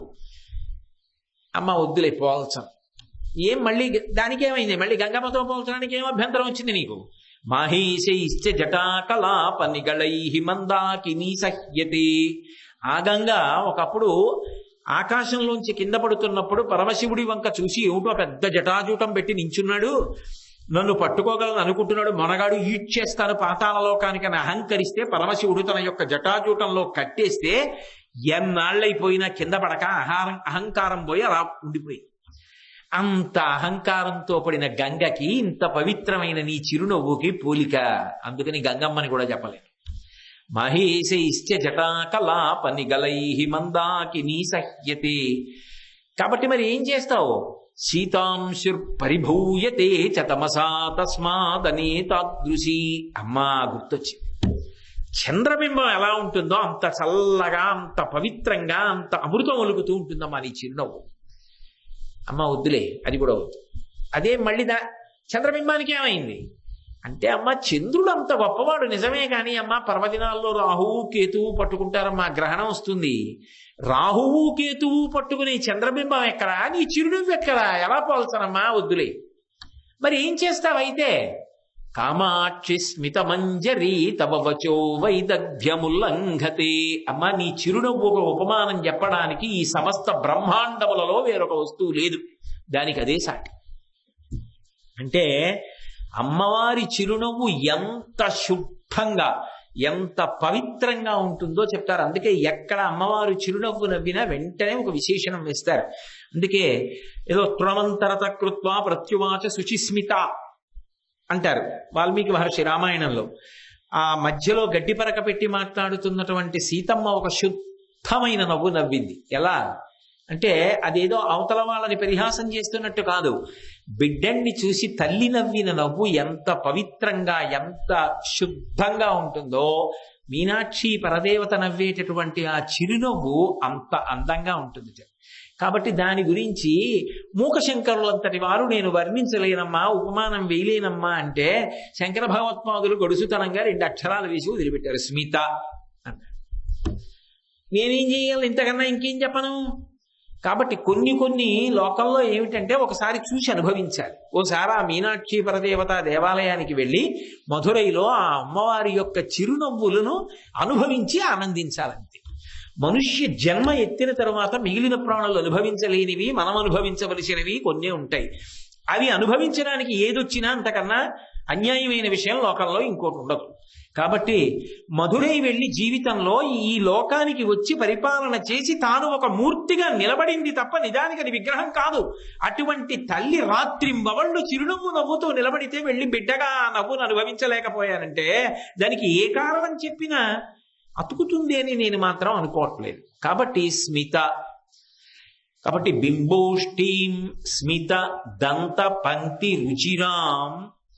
విశేషం ఏమిటంటే శుద్ధ విద్యాంకురాకార ద్విజపంక్తి ద్వయోజ్వల అని వ్యాసుల వారు లలితా సహస్రనామ స్తోత్రంలో ఆవిడ చిన్న చిరునవ్వు నవ్వినప్పుట ఏదో అడ్డు పెట్టినటువంటి తెర పైకి ఇలా ఎత్తితే లోపల ఉన్న దంతపంక్తి కనపడినట్టుగా చిన్న చిరునవ్వు నవ్వినప్పుడు కనపడకుండా ఆ పై దంతముల వరుస కింది దంతముల వరుస కొద్దిగా కనపడ్డాయిట. కనపడితే అవి ఎలా కనపడ్డాయి? ఏదో దంతములలా కనపడలేదు, దంతముల కాంతి కనపడింది తెల్లగా. అది ఎలా? వెనక ఏదో తెల్లటి వస్తువు ఉందనుకోండి, ముందు ఎర్రటి వస్తువు ఉందనుకోండి, ఎర్రటి వస్తువులోంచి తెల్లటి వస్తువు కనపడడం తేలిక. లేత రంగులోంచి లేత రంగు కనపడదు, ముదురు రంగులోంచి లోపల ఉన్న తెలుపు రంగు బాగా కనపడుతుంది, లేత రంగు. పెదవులు ఎర్రగా అడ్డున్నాయి, కొద్దిగా విచ్చుకుంటే లోపల మల్లె మొగ్గల్లా తెల్లటి దంతపంక్తి ఉంది. ఇప్పుడు ఆ దంతపంక్తి యొక్క కాంతి కనపడుతోంది, అది దంతపంక్తి రుచిరాం. అసలు నిజానికి అవి దంతములు, కానీ యథార్థములకు అవి దంతములు కావు, అవి మాతృకావర్ణములు. సంస్కృత భాష అంతా కూడా ఏ అక్షరములలోంచి ఉత్పన్నమవుతుందో అవి 32 అక్షరములు. ఆ 32 అక్షరములు 16 అక్షరములు పై దంత పంక్తిగా, 16 అక్షరములు కింద దంత పంక్తిగా ఉంటాయి అమ్మవారికి. అంటే శంకర భగవత్పాదుల యొక్క ప్రతిపాదన ఏమిటంటే, ఈ చిరునవ్వు నవ్వుతున్నప్పుడు అమ్మవారి యొక్క పెదవులు విచ్చుకోకుండా విచ్చుకున్నప్పుడు లోపల ఉన్నటువంటి పై దంత పంక్తిలోని 16 దంతములు, కింద పంక్తిలో ఉన్న 16 దంతముల యొక్క కాంతి కనపడినంత మాత్రము చేత ఆ వ్యక్తికి సరస్వతి కటాక్షము కలుగుతుంది. ఎందుకంటే అవి మాతృకావర్ణములు కనుక. ఆ తల్లి యొక్క చిరునవ్వుని అనుభవించినటువంటి వాడు ఈ లోకములో ఇది మాత్రమే పొందుతాడు అని నిర్ధారించడం సాహసం. ఆ తల్లి ఏదైనా కటాక్షించగలదు చిరునవ్వుతో. అందుకే అంత గొప్ప చిరునవ్వు కలిగినటువంటి తల్లి అని చెప్పడం కోసం బింబోష్ఠీం స్మితదంత పంక్తి రుచిరాం పీతాంబరాలంకృతాం. సాధారణంగా అమ్మవారు అనేటప్పటికీ మనం ఎర్రటి బట్ట కట్టుకున్నటువంటి తల్లిగా ఊహ చేస్తాం. ఎందుకంటే అరుణారుణమైనటువంటి వస్తువు కట్టుకుని ఉంటుంది అని. రక్తాంబరాం రక్తవర్ణాం రక్తమాల్యాంబరధరాం అని ఎర్రటి మాలలు వేసుకుని ఎర్రటి బట్ట కట్టుకుని ఉంటుంది అని. కానీ ఇక్కడ శంకర భగవత్పాదులు పచ్చటి బట్ట కట్టుకున్నది అన్నారు. పచ్చటి బట్ట అన్న మాటకు అర్థం ఏమిటంటే అదొక రంగు, ఆ రంగు పట్ల ఆమెకి ప్రీతి ఉన్నది అని అర్థం కాదు. మనకి దేవతా స్వరూపాలు ధరించేటటువంటి బట్టల వెనక కూడా ఒక తత్వం ఉంటుంది. ఆ తత్వము లేకుండా ఉండదు. స్వామి హనుమ ఉన్నారనుకోండి, ఎప్పుడు తెల్లటి వస్త్రాలు కట్టుకుంటారు. వేష్టితార్జున వస్త్రం తం విద్యుత్ సంఘాత పింగళం అని. పరమశివుడు ఉన్నాడు అనుకోండి, తెల్లటి బట్ట కట్టుకుని ఉంటాడు. సరస్వతీదేవి ఉందనుకోండి, తెల్లటి బట్ట కట్టుకుంటుంది. విమలపటి కమలకుటి పుస్తక రుద్రాక్షస్త హస్తపుటి కామాక్షి పక్ష్మలాక్షి కలిత విపంచి విభాసి వైరించి అని. సాధారణంగా జ్ఞానాన్ని అనుగ్రహించేటటువంటి స్వరూపాలు అన్నీ తెల్లటి బట్ట కట్టుకుంటాయి. అసలు మీరు రక్షించమని అడగవలసిన అవసరం లేకుండా ఎవరిని చూసినంత మాత్రం చేత, ఎవరిని స్మరించినంత మాత్రం చేత, ఎవరి నామము ఉచ్చరించినంత మాత్రము చేత, ఎవరి స్తోత్రమును పలికినంత మాత్రము చేత, ఎవరి రూపాన్ని భావన చేసినంత మాత్రం చేత, ఎవరిని మనసులో స్మరించినంత మాత్రము చేత రక్షణ కలుగుతుందో, రక్షణ భారమును స్వీకరిస్తారో వారు పచ్చబట్ట కట్టుకుంటారు. అది శాస్త్రము యొక్క ప్రతిపాదన. అందుకే చూడండి, విష్ణువు పీతాంబరధరుడు.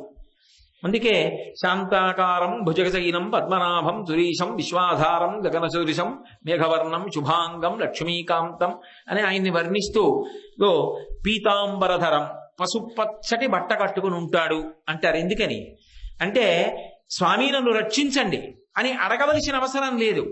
రక్షించడము తన కర్తవ్యంగా ఎవరు నిలబడతాడో వాడు పీతాంబరం కట్టుకుంటాడు. మీరు అందుకే చూడండి, గజేంద్ర మోక్షణ ఘట్టంలో అసలు నన్ను వీళ్ళు రక్షించాలి అని పేరు చెప్పలేదు, రూపం చెప్పలేదు. గజేంద్రుడు ఏ పేరు చెప్పకుండా పిలిచాడు. 33 కోట్ల మంది దేవతలు లేచి నిలబడ్డారు. ఎవరం వెళ్ళాలి ఇప్పుడు? ఎవరిని పిలుస్తున్నాడు? తస్మై నమ పరీషాయ బ్రహ్మణేనంత శక్తయే అరూపయోరు రూపాయ నమ ఆశ్చర్యకర్మణే నమ శాంతాయ ఘోరాయ మూఢాయ గుణధర్మిణే నిర్విశేషాయ సామ్యాయ నమో జ్ఞానఘనాయ చ క్షేత్రజ్ఞాయ నమస్తుభ్యం మహాద్యక్షసాక్షిణే పురుషాయ ఆత్మమూలాయ మూల ప్రకృతయే నమః సోహం విశ్వసృజం విశ్వమవిశ్వం విశ్వవేదసం విశ్వాత్మానం పరం బ్రహ్మ ప్రణతోస్మి పరమం పదం యోగరంధిత కర్మాణో హృదియోగ విభావతే యోగినోయం ప్రపశ్యంతి యోగేశం తం నతోస్మృహం నమో నమస్తే కిల కారణాయ నిష్కారణాయ అద్భుత కారణాయ సర్వాగమన్నాయ మహార్ణవాయ నమోపవర్గాయ పరాయణాయ అన్నాడు. ఒక రూపం గాని, ఒక ఆభరణం గాని, ఒక పేరు గాని ఏమీ చెప్పలా. అదిగో ఆ పరబ్రహ్మం వచ్చి నన్ను కాపాడాలి. ఎవరిని పిలుస్తున్నాడు? అందరూ కూర్చున్నారు. ఆయన పేరు కానీ ఆయన వర్ణన కానీ ఏమీ లేకపోయినా విష్ణువు బయలుదేరారు.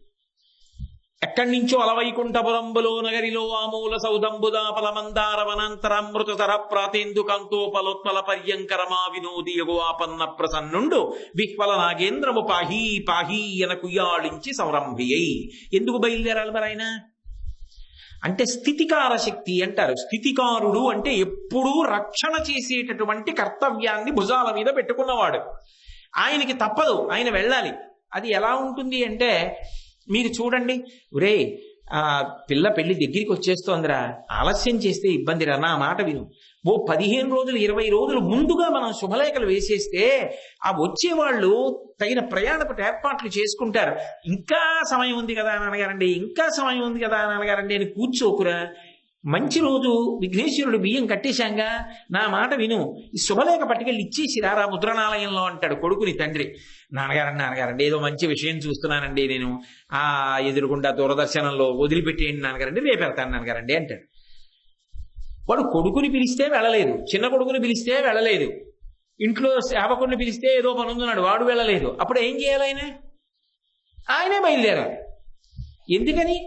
అది ప్రధానం, అది ముఖ్యం.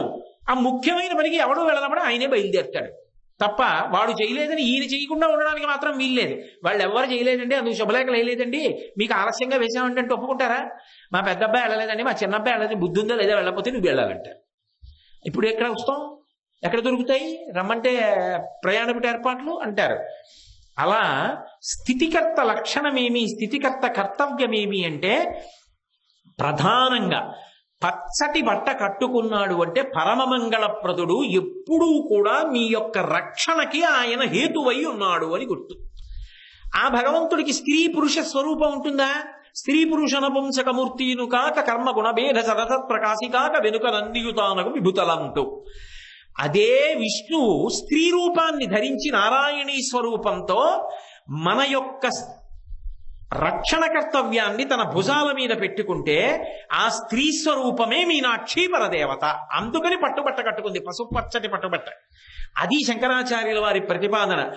ఆమెని స్మరించడం, ఈ పంచరత్నాలు చదువుకోవడం, ఒక్కసారి మనసులో ఆమె నామాన్ని చెప్పడం, ఆమె రూపాన్ని భావన చెయ్యడం, ఆమెని స్తోత్రం చెయ్యడం అన్ని ఉపద్రవముల నుండి మనల్ని రక్షించడానికి కారణమవుతుంది. కాబట్టి ఆ విషయం చెప్పడం కోసం ఆమె స్థితికార శక్తిగా నిలబడి సర్వకాలముల యందు భక్తుల యొక్క ఆపదని పోగొట్టగలిగినటువంటి పరమాద్భుతమైనటువంటి స్వరూపము సుమా.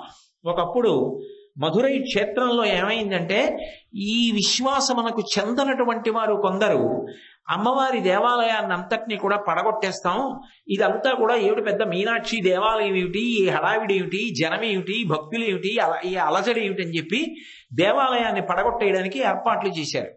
చేసి మరునాడు ఉదయం వచ్చి ఆలయాన్ని పడగొట్టబోతున్నారు. వాళ్ళు మంచి అధికారంలో ఉన్న వాళ్ళు, సామాన్యులు వెళ్ళి అడ్డేం చెప్తారు, అందరూ ఏడుస్తూ నిలబడ్డారు.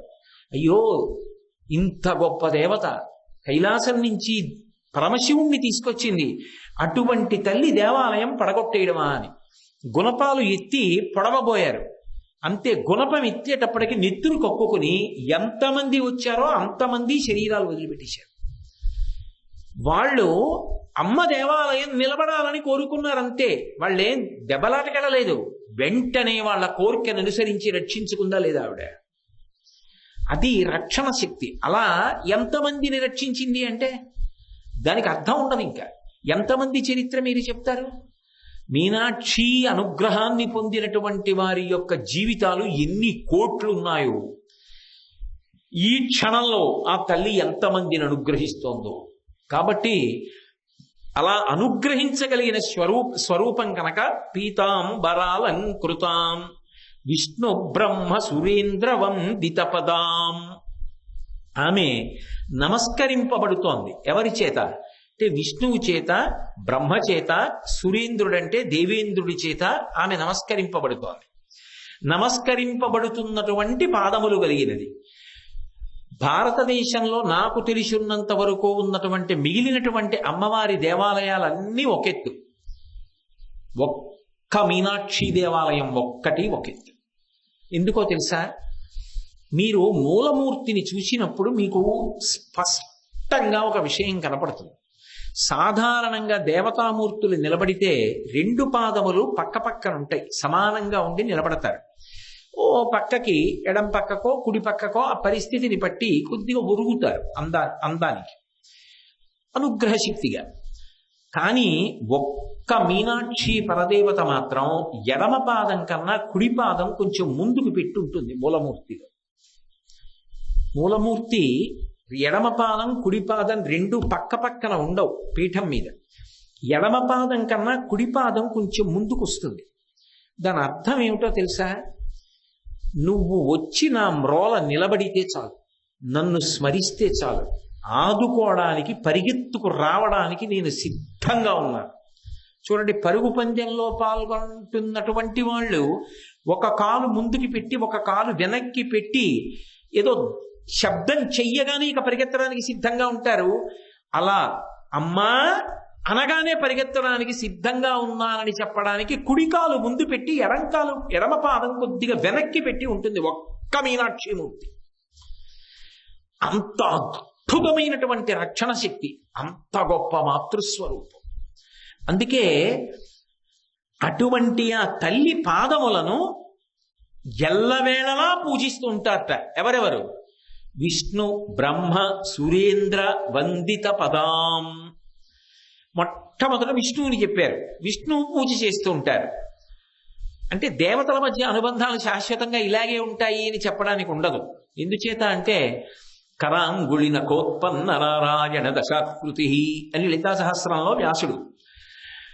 అమ్మవారు తన 10 వేళ్ళు ఇలా అందొకప్పుడు, అంటే దశావతారాలు వచ్చాయి ఆమె వేళ్లల్లోంచి. ఇప్పుడు విష్ణువు యొక్క 10 అవతారాలు వస్తే ఈ 10 అవతారాలకి తల్లి ఎవరు? ఎవరి వేళ్లల్లోంచి వచ్చాయి? ఆవిడ వేళ్లల్లోంచి వచ్చాయి. వచ్చినప్పుడు ఆ మీనాక్షి విష్ణువుకి ఏమవుతుంది? తల్లి అవుతుంది.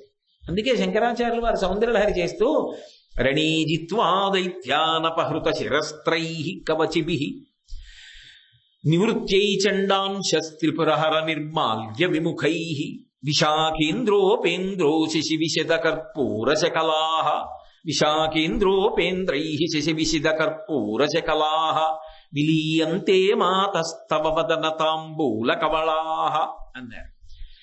రాక్షసుల మీద యుద్ధానికి 3 వెళ్ళారు. వెళ్ళినప్పుడు ఎవరెవరిని చెప్పారంటే శంకరాచార్యుల వారు విశాఖేంద్రోపేంద్రో. ఆయన ఏది చెప్పినా చాలా గంభీరంగా చెప్తారు. మొట్టమొదట విశాఖుడు అన్నారు, సుబ్రహ్మణ్యుడు.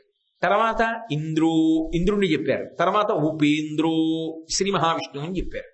సాధారణంగా లోకంలో రాక్షస సంహారం అంటే ముందు విష్ణువుని చెప్తారు. శంకరాచార్యుల వారు ముందు సుబ్రహ్మణ్యుని చెప్పారు. అదేమిటి అంటే యుద్ధానికి వెళ్ళేటప్పుడు సర్వసైన్యాధిపతి ఎవరుంటాడో వాడిది అగ్రస్థానం. అన్ని వేళలా అందరికీ పెద్దపీట ఒక తోట వెయ్యరు.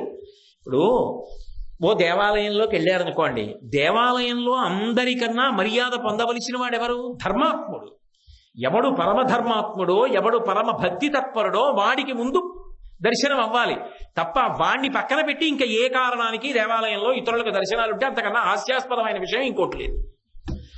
దేవాలయంలో ప్రథమ దర్శనం ఎవరికి అంటే భక్తుడికి. చరిత్రలో ఎన్నో మాటలు భక్తుడిని పక్కన పెట్టి తెర ఇస్తే ఈశ్వరుడు తెర తీసి దర్శనమిచ్చాడు. తిరుమలలో వెంకటేశ్వర స్వామి వారు త్యాగరాజ స్వామి వారు వచ్చినప్పుడు తెరేసి దర్శనం ఇవ్వమంటే తెర తీసి త్యాగరాజ స్వామికి దర్శనం ఇచ్చాడు కీర్తన చేస్తే. కాబట్టి భక్తుడికి దర్శనం. ఒక వైద్యశాలకు వెళ్ళారనుకోండి, భక్తుడు వచ్చాడండి ముందు ఆయనతో మాట్లాడని వైద్యులు వెళ్ళిపోకూడదు. రోగులకు అక్కడ మొట్టమొదట ఏర్పాటు. ఒక రక్షక భటుడి కార్యాలయం ఉందనుకోండి, ఆర్తితో వచ్చిన వాడికి అక్కడ మొట్టమొదటి ప్రాధాన్యత. ఎక్కడ ఎవరికి ఏ ప్రాధాన్యత ఇవ్వాలో అక్కడ వారికి ఆ ప్రాధాన్యత లేదనుకోండి, వ్యవస్థ అస్తవ్యస్తం అయిపోయినట్టు కదా. ఏమండి రోజు మీరే పైన కూర్చుని చెప్పాలా, మీరు కింద కూర్చుని చెప్పండి, మేము పైన కూర్చుంటామంటే అస్తవ్యస్తంగా ఉంటుంది. చెప్పేవాడు పైన ఉండాలి, వచ్చినా రాకపోయినా మీకు వచ్చినా కిందే కూర్చోవాలి. అది సభా మర్యాద. కాబట్టి ఎక్కడ ఎవరికి ప్రాధాన్యతో అక్కడ వారికి ప్రాధాన్యత. యుద్ధానికి ఎడుతున్నప్పుడు సర్వసైన్యాధిపతి గొప్పవాడు. అందుకని విశాఖ సుబ్రహ్మణ్యుణ్ణి చెప్పారు. ఇంద్రో, దేవతలకు నాయకుడు ఇంద్రుడు. అందుకని యుద్ధం ఆయన మీద కడతారు ముందు. అందుకని ఇంద్రుడు.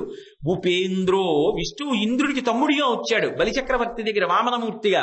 అందుకని ఉపేంద్రో, ఇంద్రుడికి తమ్ముడిగా వచ్చాడు కాబట్టి అన్నగారు ముందెడితే తమ్ముడు వెనకాల వెళ్ళాలి. అందుకని విష్ణువు వెనకాల వెళ్ళారు. అందుకని విశాఖేంద్రోపేంద్రో శశి విశద కర్పూర శకలాహ. అమ్మవారు తాంబూల చర్వణం చేస్తుంటే అందులో కర్పూరపు తునకలు కనపడితే ఇంత యుద్ధం చేసి వచ్చిన వాళ్ళు, విజయం సాధించిన వాళ్ళు దేనివల్ల సాధించారు? అమ్మవారి యొక్క శక్తి వల్ల కదా సాధించారు. గబగబా వెళ్ళి అమ్మవారి దగ్గర కూర్చుని ఆవిడ తాంబూల చర్వణం చేస్తుంటే అందులో తెల్లగా ఉన్నటువంటి కర్పూర కళికల వంక అలా చూస్తూ అమ్మ నోరు ఎంత ఎర్రగా ఉందో, అబ్బా ఎంత బాగుందో, ఆ తాంబూలం ఏమిటో ఎలా తింటుందో, చంద్రబింబం ముక్కల్లా కర్పూర కళికలు ఎలా ఉన్నాయో అని చూస్తుంటే అమ్మవారు ఏం చేసింది? ఆ తాంబూలపు పిడస తీసి ముగ్గురికి పెట్టింది బిడ్డలు గనక. ఇప్పుడు వాళ్ళ ముగ్గురు అంతంత శక్తులను సంపాదించుకున్నారు. విష్ణువు స్థితికర్త అయ్యారు, సుబ్రహ్మణ్యుడు నిత్య బ్రహ్మచారి అయి సర్వసైన్యాధిపతి అయ్యాడు. అలాగే ఉపేంద్రుడు వామనమూర్తి అంత గొప్ప పేరు ప్రఖ్యాతులు సంపాదించాడంటే అమ్మవారి తాంబూలపు పిడస ముగ్గురు తిన్నారు గనక. ఇప్పుడు మరి అమ్మవారికి బిడ్డలు కాదు ముగ్గురును అయినప్పుడు విష్ణువు అమ్మవారికి బిడ్డడవలా? అమ్మవారికి బిడ్డడైనప్పుడు అమ్మవారి యొక్క పాదార్చన చెయ్యడైనా. అందుకని విష్ణు బ్రహ్మ సురేంద్ర వందిత పదాం. అందుకని విష్ణువు పూజ చేస్తారు. బ్రహ్మగారు మరీ పూజ చేస్తారు. ఎందుకో తెలుసా? అసలు బ్రహ్మగారు మిగిలి ఉండడానికి కారణం ఎవరంటే అమ్మవారే. శంకరాచార్యులు వారే సౌందర్యలహరిలో ఈ రహస్యాన్ని చెప్పారు. మృణాళీ మృద్వీనాం తవ భుజలతానాం చతసృణాం చతుర్భిః సౌందర్యైః సరసిజభవస్తౌతివదనైః నకేభ్యః సంత్రస్యన్ ప్రథమమథనాదందకరిపోః చతుర్నాం శీర్షాణం సమభయ హస్తార్పణధియా అన్నారు. అమ్మవారి చేతులు తామర తూళ్ళు ఎలా ఉంటాయో అలా ఉంటాయి. చివర ఉండేటటువంటి చేతులు తామర పువ్వుల్లా ఉంటాయి. అలా ఉంటే ఒకప్పుడు బ్రహ్మగారు అమ్మవారి దగ్గరికి వచ్చి కూర్చుని ఏదో కళ్యాణం చేయిస్తున్నాడు, లేకపోతే అక్కడికి వచ్చి కూర్చున్నాడు సభలో. కూర్చుని ఉండగా శంకరుడు వచ్చాడు. శంకరుడికి 5 తలకాయలు, బ్రహ్మగారికి 5 తలకాయలు. ఓసారి శంకరుడు వంక చూశాడు, ఓహో సజ్జోజాత అఘోర తత్పురుష మామదేవ ఈశానములు 5 తలకాయలు. తన తలలు ఇలా తడువుకున్నాడు, నాకు 5 తలకాయలు, పెద్ద ఆయనకి నాకు తేడా ఏమిటండి. ఓహో నీకు నాకు 5 తలకాయలు కాబట్టి నాకన్నా గొప్పవాడిని అనుకుంటున్నావా అని నకేభ్య సంత్రస్యన్ ప్రథమమథనాదంధకరిపోహో. అంధకుని శత్రువు అయినటువంటి పరమశివుడు ఏం చేశాడంటే ఏదో త్రిశూలం చేసి పెద్ద యుద్ధం చేయలేదు. 5 ఉన్నాయి కాబట్టి కదా నీకు ఈ అల్లరి, ఒకటి తగ్గించేస్తే గొడవ వదిలిపోతుందని ఇలా గిల్లేశాడు. గిల్లేస్తే తలకాయ తీసేసేవాడు మిగిలినవి గెలడం లెక్కేమిటి? వాడు మొక్కజోలికి వెళ్ళనీయకూడదు. మొక్కజోలికి వెళ్ళి గెలడం మొదలెట్టాడు అనుకోండి, ఒక్క మొగ్గే గిల్లుతాడని ఏమైనా ఉందా? ఒకటి గిల్లినవాడు ఎన్నైనా గిల్లుతాడు. కాబట్టి ఒకటి గిల్లేశాడు, ఆ 4 వదిలేస్తాడని నమ్మకం. అందుకని వెంటనే బ్రహ్మగారు అన్నారట, చతుర్భిస్సౌందర్యం సరసిజ భవస్తౌతి వదనై. వెంటనే అమ్మవారి వంక చూశాట. అమ్మ నీకు నాకు అనుబంధం ఉంది. నేను తామర పువ్వులోంచి పుట్టాను, నీ చేతులు తామర పువ్వుల్లో ఉంటాయి, కాబట్టి మన ఇద్దరికి అనుబంధం లేదు, కాపాడమ్మా అని మిగిలిన 4 తలకాయలు తీసుకెళ్లి అమ్మవారి 4 చేతుల కింద పెట్టేట. శంకరుడు గిల్లుదామని ఇలా చూశాడు, అమ్మవారి చేయి తగిలింది, నవ్వి ఊరుకున్నాడు. అమ్మవారి 4 చేతులు ఆ బ్రహ్మగారి మిగిలిన 4 తలకాయల మీద పెట్టింది కాబట్టి మిగిలే ఆ 4. చతుర్నాం శీర్షాణం సమభయ హస్తార్పణ ధియా. మీకేం భయం లేదు అని తల మీద చేయబెట్టాను అనుకోండి, అభయం ఇచ్చానని గుర్తు. అమ్మవారు 4 చేతులు బ్రహ్మగారి 4 తలల మీద పెడితే నేను అభయం, నీకేం బెగలేదు అంది. శివుడు చూశాడు, ఎలా గిల్లేస్తాడు, ఊరుకున్నాడు.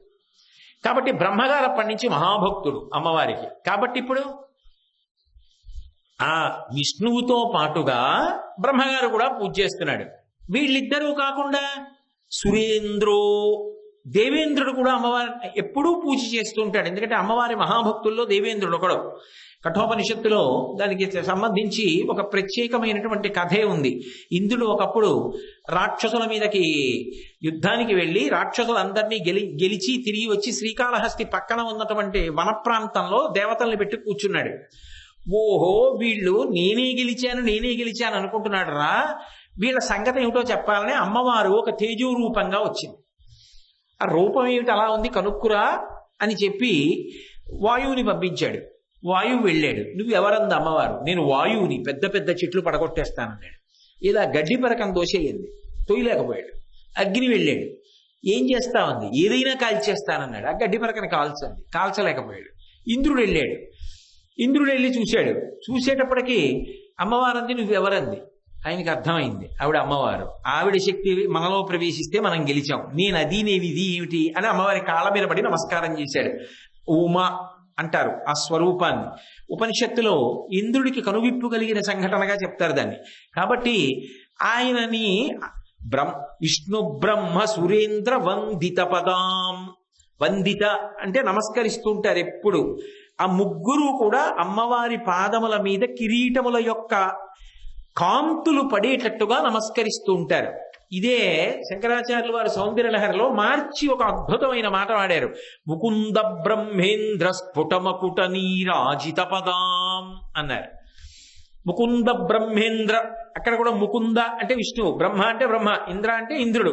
అదే వరుస క్రమాన్ని ఇక్కడికి తీసుకొచ్చి విష్ణు బ్రహ్మ సురేంద్ర వందిత పదాం అన్నారు. అయితే ఇక్కడ మీరు ఒక్క విషయాన్ని బాగా పట్టుకోవాలి. సృష్టికర్త స్థితికర్త లయకర్త అందామా? అలా ఎలా పొసగుతుంది? మరి రుద్రుడేడి? రుద్రుడు కూడా వచ్చి నమస్కారం చేశాడని లేదుగా ఈ శ్లోకంలో. శంకరాచార్యులు వారు ఆ మాట అనలేదుగా. మరి ఈ ముగ్గురినే ఎందుకు ఎంచుకున్నారు? అమ్మవారికి భక్తులు కాని వాళ్ళు లోకంలో ఎవరూ లేరుగా. ఎందరో ఉన్నారు ఆమె యొక్క భక్తులు. అయినప్పుడు ఈ ముగ్గురినే ఎంచుకోవడానికి ఏమైనా ప్రత్యేకమైన కారణం ఉందా అంటే, సాధారణంగా మనం ఎప్పుడైనా ఒక స్తుతి పాఠం చేస్తే దేని కొరకు చేస్తాము అంటే, అమ్మ రక్షించు అని, అనుగ్రహించమని వేడుకుంటాం. ఈ ముగ్గురిలో ముగ్గురు కూడా రక్షణ చేయడంలో నిలబడేటటువంటి శక్తి కలిగిన వాళ్ళు. నేను మీకు ఒక ఉదాహరణ చెప్పాలి అంటే, ఓం అన్నాను అనుకోండి, అందులో అకార ఉకార మకారములు ఉంటాయి.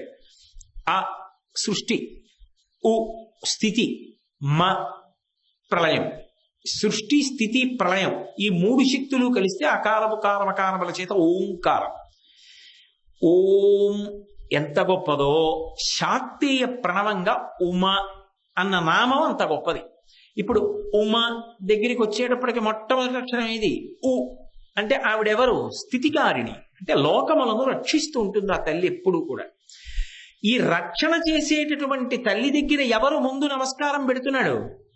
అసలు రక్షణకంతటికీ కూడా ఎవరిని మనం చెప్తామో ఆ విష్ణువు కూడా వచ్చి నమస్కారం చేస్తున్నాడు. రెండు, బ్రహ్మగారు ఏం చేస్తుంటాడు? సృష్టి చేస్తుంటాడు. సృష్టి చేయడం కూడా ఒక రకమైన రక్షణే. ఎందుకంటే ఆయన ఈ శరీరాన్ని ఇచ్చాడు నాకు. ఇప్పుడు ఆయన నాకు ఈ శరీరం ఇచ్చారు కాబట్టి నేనేం చేస్తున్నాను? దీనితో శంకరాచార్యుల వారు మీనాక్షి పరదేవత గురించి చెప్పినటువంటి ఒక శ్లోకాన్ని చెప్పగలుగుతున్నాను కాబట్టి ఈ శరీరాన్ని ఆయన ఇచ్చాడు కాబట్టి నేను కొన్ని మంచి పనులు చేయగలుగుతున్నాను. నేను గతంలో చేసుకున్నటువంటి పాపాలని పోగొట్టుకుంటున్నాను. వాక్కు చేత మంచి మాటలతో పుణ్యం సంపాదించుకోవచ్చు. మంచి పనులు చేసి శరీరాన్ని కాయిక కైంకర్యం చేసి మంచి పనులు సంపాదించుకోవచ్చు. మంచి ఆలోచనలు చేసి మంచి పుణ్యాన్ని సంపాదించుకోవచ్చు. ఇప్పుడు ఈ మూడు రకములైన పుణ్యములను సంపాదించుకోవడానికి కొత్త కొత్త ఉపకరణములుగా శరీరములను ఇస్తూ వెడుతున్నవాడు కూడా రక్షణ యందు అంతర్భాగమే. అందుకని బ్రహ్మగారు కూడా స్థితికర్తయే. మరి ఇంద్రుడు ఎలా అంటే, ఎప్పుడైనా ఆశీర్వచనం చేసినప్పుడు ఒక మాట అంటారు, పూర్వ దిగ్భాగే ఇంద్రో దేవత ఇంద్రప్రసాదాత్ రాజ్యాభివర్ధనమశ్నుతే అంటారు. పూర్వ దిక్కు అంటే తూర్పు దిక్కుకు అధిపతి అయినటువంటి వాడు ఇంద్రుడు. ఆ ఇంద్రుడి యొక్క అనుగ్రహము చేత నీకు రాజ్యాధికార సిద్ధి కలుగుగాక అంటారు. అంటే 8 దిక్కులకు 8 దిక్పాలకులు ఉన్నారు. వీళ్ళు 8 8 దిక్కుల్ని పరిపాలిస్తూ ఉంటారు. పరిపాలించడము అన్న మాటలో అర్థం ఏమిటి? పరిపాలించుట అంటే బలహీనుండి బలవంతుడు వచ్చి ఇబ్బంది పెట్టకుండా కాపాడుతుంటారు, అంటే రక్షణ చేస్తూ ఉంటారు. అంటే ఇప్పుడు పూర్వ దిగ్భాగే ఇంద్రో దేవత అంటే ఇంద్రుడు దిక్పాలకుడై పరిపాలన చేస్తున్నాడు. అంటే రక్షణైనా చేస్తున్నాడు. రక్షణ చేసే వాళ్ళు ఎవరున్నారో వాళ్ళందరూ రక్షణ శక్తిని ఎక్కడి నుంచి పొందుతున్నారు? ఆవిడ పాదములకు నమస్కరించి పొందుతున్నారు. అంటే అది ఓవర్ హెడ్ వాటర్ ట్యాంక్, అందులోంచి నీళ్లు వీటన్నింటిలోంచి వస్తున్నాయి. అందుకని ఆవిడకి ఒక నమస్కారం చేస్తే ఇప్పుడు మొత్తం స్థితికర్తలందరికీ నమస్కారం వెళ్ళిపోతోంది. ఇది చెప్పడానికి విష్ణు బ్రహ్మ సురేంద్ర వందిత పదాం, ఆ తల్లి పాదముల వంక చూసి ఒక్క నమస్కారము చెయ్యగలిగితే ఆ ఒక్క నమస్కారము చేత నీవు అందరు స్థితికర్తల యొక్క అనుగ్రహాన్ని పొందుతావు. బ్రహ్మగారి అనుగ్రహాన్ని, విష్ణు అనుగ్రహాన్ని, సురేంద్రుడి అనుగ్రహాన్ని కూడా నువ్వు మూట కట్టుకుంటావు. కాదు వాళ్ళకి కూడా రక్షణ సామర్థ్యం ఇవ్వగలిగినటువంటి అమ్మ అనుగ్రహము కన్నా గొప్ప అనుగ్రహం ఇక లోకములో ఉంటుంది. కాబట్టి విష్ణు బ్రహ్మ సురేంద్ర వందిత పదాం తత్వస్వరూపాం. ఎవరావిడ? ఆవిడ తత్వము యొక్క స్వరూపమై ఉన్నది. ఏమిటి తత్వము యొక్క స్వరూపం అంటే చూడండి, తత్వమసి అంటారు. తత్వము అసి, అది ఇది అయి ఉన్నది అంటే పరబ్రహ్మము అన్న మాటకు అర్థం ఏమిటంటే ఎప్పుడూ శాశ్వతంగా ఉండిపోయేది ఏదో దానికి పరబ్రహ్మము అని పేరు. దానికి 3 రకములైన మలములు ఉండవు అని. అంటే ఆణవ మలము, కార్మిక మలము, మాయిక మలము అన్న 3 మలముల చేత అది స్పృశింపబడదు. ఆణవ మలము అంటే ఇప్పుడు ఈ శరీరం ఉందనుకోండి, ఇందులో పృథివీ ఆపస్తేజో వాయురాకాశాలు ఉంటాయి. ఇందులో కొంత భూ సంబంధం ఉంటుంది, అందుకే ఇలా అంటే మట్టి వస్తుంది. ఇందులో నీరు ఉంటుంది, ఇందులో ఆకాశం ఉంటుంది, ఇందులో గాలి ఉంటుంది, ఇందులో వేడి ఉంటుంది. బయట బ్రహ్మాండంలో ఈ 5 ఉంటాయి. భగవంతుని యొక్క శరీరం అలా తయారవదు. భగవంతుని యొక్క శరీరాన్ని ఈ 5 భూతముల యొక్క అణువుల చేత చెయ్యరు. అందుకే అప్రాకృత శరీరం తం అతిమన్మథ రూపిణం ఘృతరీతి ఘనీభూతం సచ్చిదానంద విగ్రహం అంటాడు వ్యాస భగవానుడు లింగ పురాణంలో శివుడి గురించి చెప్తూ. అది అప్రాకృత శరీరం, అది ప్రాకృతమైన శరీరం కాదు, మనందరి శరీరాల్లో ఉండవు. అందుకని ఆణవ మలము దానికి ఉండదు. 2 కార్మిక మలము ఉండదు. కార్మిక మలం అంటే నేను గత జన్మలో చేసుకున్నటువంటి కర్మలు, కొన్ని పాపకర్మలు ఉన్నాయి, అనుభవించాలి, దుఃఖంగా పోగొట్టుకోవడానికి శరీరం ఇస్తారు. కొన్ని పుణ్యకర్మలు ఉన్నాయి, సుఖంగా పోగొట్టుకోవడానికి శరీరం ఇస్తారు. కర్మల యొక్క ఫలితాన్ని అనుభవించడానికి మనం శరీరాలు పొందుతాం. పరమేశ్వరుడు కర్మఫలాన్ని అనుభవించడానికి రాడు. ఒక ప్రత్యేక ప్రయోజనం కోసం, ధర్మాన్ని నిలబెట్టడం కోసం ఆయన వస్తాడు. అందుకే కార్మిక మలం ఉండదు. మూడవది మాయిక మలం అంటారు. మాయిక మలం అంటే మనందరం మాయలో తిరుగుతుంటాం. మాయ అంటే నామరూపములే మాయ. నామము అశాశ్వతము, రూపము అశాశ్వతము. సత్తు యందు అసత్తు, అసత్తు యందు సత్తు చూస్తూ తిరుగుతుంటాం కాబట్టి మాయలో పడి తిరుగుతున్నాం అంటారు. ఆ మాయలో మనందరం పడుంటాం. కానీ పరమాత్మ మాత్రం మాయకి వశపడడం, మాయాతీతుడై ఉంటాడు. మాయని ఆయన ధరించి ఉంటాడు, ఆయనకి వశవర్తి అయి ఉంటుంది. అందుకని 3 మలములకు అతీతుడై 3 గుణముల చేత ప్రకాశిస్తాడు. ప్రధానంగా ఏమిటవి అంటే ఆయనకి ఆది అంతము ఉండవు. ఇది మొదలు, ఇది చివరు అని చెప్పడానికి ఉండదు పరబ్రహ్మస్వరూపానికి. అందుకే శంకరాచార్యుల వారు అమ్మవారి యొక్క జుత్తు గురించి చెప్పినప్పుడు అది నల్లగా ఉంటుందంటారు. ఎందుకు నల్లగా ఉంటుందంటాం? పూర్వజ, అందరికన్నా ముందు ఆవిడ ఉంది. ఆవిడ ఎప్పుడుంది అంటే ఆవిడ లేని రోజు లేదు, ఆవిడ ఎప్పుడూ ఉంది. మరి ఎప్పుడూ ఉంటే ఆవిడ జుత్తు తెల్లబడదా అంటే ఆవిడ జుత్తు తెల్లబడదు, నల్లగానే ఉంటుంది. అంటే ఆమె కాలమును వశం చేసుకుని ఉంటుంది. కాలాతీతురాలు, కాలమునకు వశపడదు. అందుకని ఆద్యంతములు ఉండవు. శివుడికి ఎలా ఆద్యంతములు ఉండవో అమ్మవారికి కూడా అలాగే ఆద్యంతములు ఉండవు. ఇవాళ పుట్టింది, ఇవాళ లేదు అన్న మాట ఉండదు. సర్వకాల సర్వావస్థలయందు సర్వదేశములయందు ఆమె ఉంటుంది. ఆద్యంతములు లేనిది, ఆమె మూల కారణమై ఉంటుంది. ప్రతి దానికి ఆమెయే కారణమై ఉంటుంది. 3, ఆమెని తెలుసుకున్నవాడు ఆమె యందే లయమైపోతాడు. బ్రహ్మవిద్ బ్రహ్మైవ భవతి, బ్రహ్మమును తెలుసుకున్నవాడు బ్రహ్మమగుచున్నాడు. ఈ 3 లక్షణములతో ప్రకాశిస్తుంది కాబట్టి ఆమెయే తత్వమై ఉన్నది, తత్వస్వరూపాం. అంతేకాదు, ఈ కంటికి కనపడకుండా ఉండేటటువంటి ఈ లక్షణములు కలిగినటువంటి పరబ్రహ్మస్వరూపం ఏదున్నదో అది వినా లోకములో ఇంకొకటి లేకుండా 8 రూపాలతో ప్రకాశిస్తుంది. అదే అష్టమూర్తి, రజాజైత్రి అంటాం కదా, 8 రూపాలతో ఉంటుంది. అదే భురంభంశనలో నిలోంబర మహార్నాథో హిమాంసు పుమాన్ నిత్యాభాతి చరాచరాత్మక విదం యస్యైవ మూర్త్యష్టకం నాన్యత్కించన విద్యతే విమృశతాం యస్మాత్ పరస్మాత్ విభో తస్మై శ్రీ గురుమూర్తయే నమ ఇదం శ్రీ దక్షిణామూర్తయే అంటారు శంకర భగవత్పాదులు. ఆమె ఈ పృథివీ రూపంగా ఉంటుంది, ఆమె అగ్ని రూపంగా ఉంటుంది, ఆమె వాయు రూపంగా ఉంటుంది. అందుకే ఆ లలితా సహస్రనామంలో వీటికి సంబంధించిన నామాలు చెప్పినప్పుడు వీటికి అధిష్టాన దేవతగా ఆమె ఎక్కడెక్కడ ఏ పీఠంలో ఏ పేరుతో పిలవబడుతోందో చెప్తారు. కాబట్టి పృథివీ, అలాగే నీరు, అగ్ని, ఆకాశము, వాయువు, సూర్యుడు, చంద్రుడు, జీవుడు, ఈ 8 రూపాలతో ఆవిడ ఉంటుంది. ఇప్పుడు నాకు ఒకటి చెప్పండి, మీరు ఈ 8 జీవుడను అన్న భావనతో కదా నేనున్నాను. నేను ఈ 7 కాకుండా వెళ్ళడానికి ఇంకేమైనా ఉంటుందా? ఉంటే భూమి మీద ఉండాలి, లేకపోతే నిప్పు, లేకపోతే నీరు, లేకపోతే ఆకాశం, వాయువు, సూర్యుడు, చంద్రుడు, ఇవి కాకుండా ఇంకేమైనా ఉంటుందా? అసలు ఉండదు. అంటే అసలు నిజానికి ఇవే పరదేవతా స్వరూపాలని తెలుసుకోలేనంతసేపు మాయ తప్ప, ఆవిడంత దగ్గరగా ఉన్నది ఆవిడ ఒడిలోనే మనం ఉన్నది. కాబట్టి ఆవిడే ఒక రూపాన్ని తీసుకుంటే అది చూడ్డానికి వెళ్ళవలసిన అవసరం లేకుండా దాన్ని ఆశ్రయించి ఉండడం వినా ఇంకొక చోటికి వెళ్ళడానికి మనకు అవకాశమే లేదు. ఆవిడే ఆ రూపాలన్నిటితో ఉంది. అది అష్టమూర్తి. ఆ 8 రూపాలతో ప్రకాశిస్తే దాన్ని తత్వస్వరూపం అంటారు. ఈవిడే కొన్ని వికారములుగా పొందుతుంది. అప్పుడు పంచజ్ఞానేంద్రియములు, పంచకర్మేంద్రియములు, మనోబుద్ధి, అహంకారములు, వీటిని షోడశ వికారములు అంటారు. అలా ఆవిడ కొన్ని వికార స్వరూపాలుగా పొంది మనిషి యొక్క జీవన యాత్ర నడవడానికి కారణమవుతుంది. ఇవన్నీ కలిపి తత్వస్వరూపం శివాం. ఇవన్నీ ఎందుకు చేస్తోంది అంటే ఆవిడ శివాం. శంకరాచార్యుల వారు సౌందర్య లహరిలో 1కి 10 మాటలు అమ్మవారికి వాడినటువంటి నామం శివాం.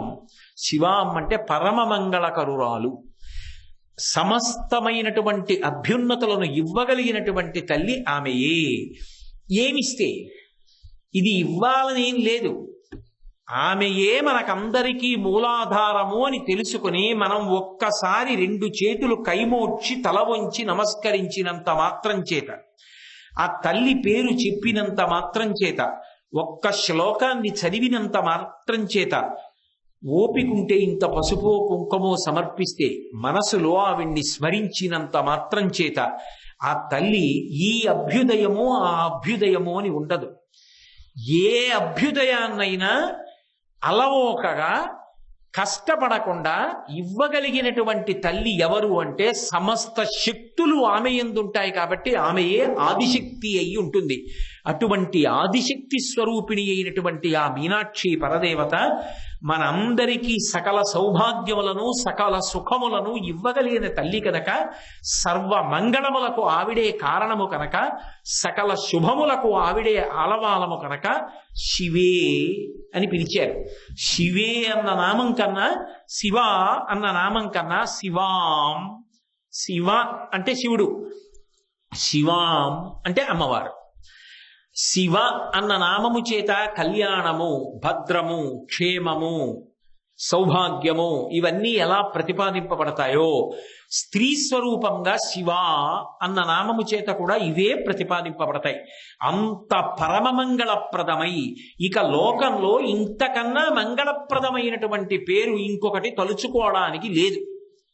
అది తలుచుకున్నంత మాత్రం చేత సమస్త మంగళములకు ఆలవాలమై ఉంటుంది. అంత గొప్ప పేరు కలిగినటువంటి తల్లి, అటువంటి స్వభావము కలిగినటువంటి తల్లి, లోకములకు మంగళములు చెయ్యడం ఒక్కటే ఆమె యొక్క స్వభావమై ఉన్నది. శివుడు ఎలా మంగళములను చేస్తాడో ఆమె అలా మంగళములను చేస్తుంది. అందుకే ఆవిడ పేరే సర్వమంగళ.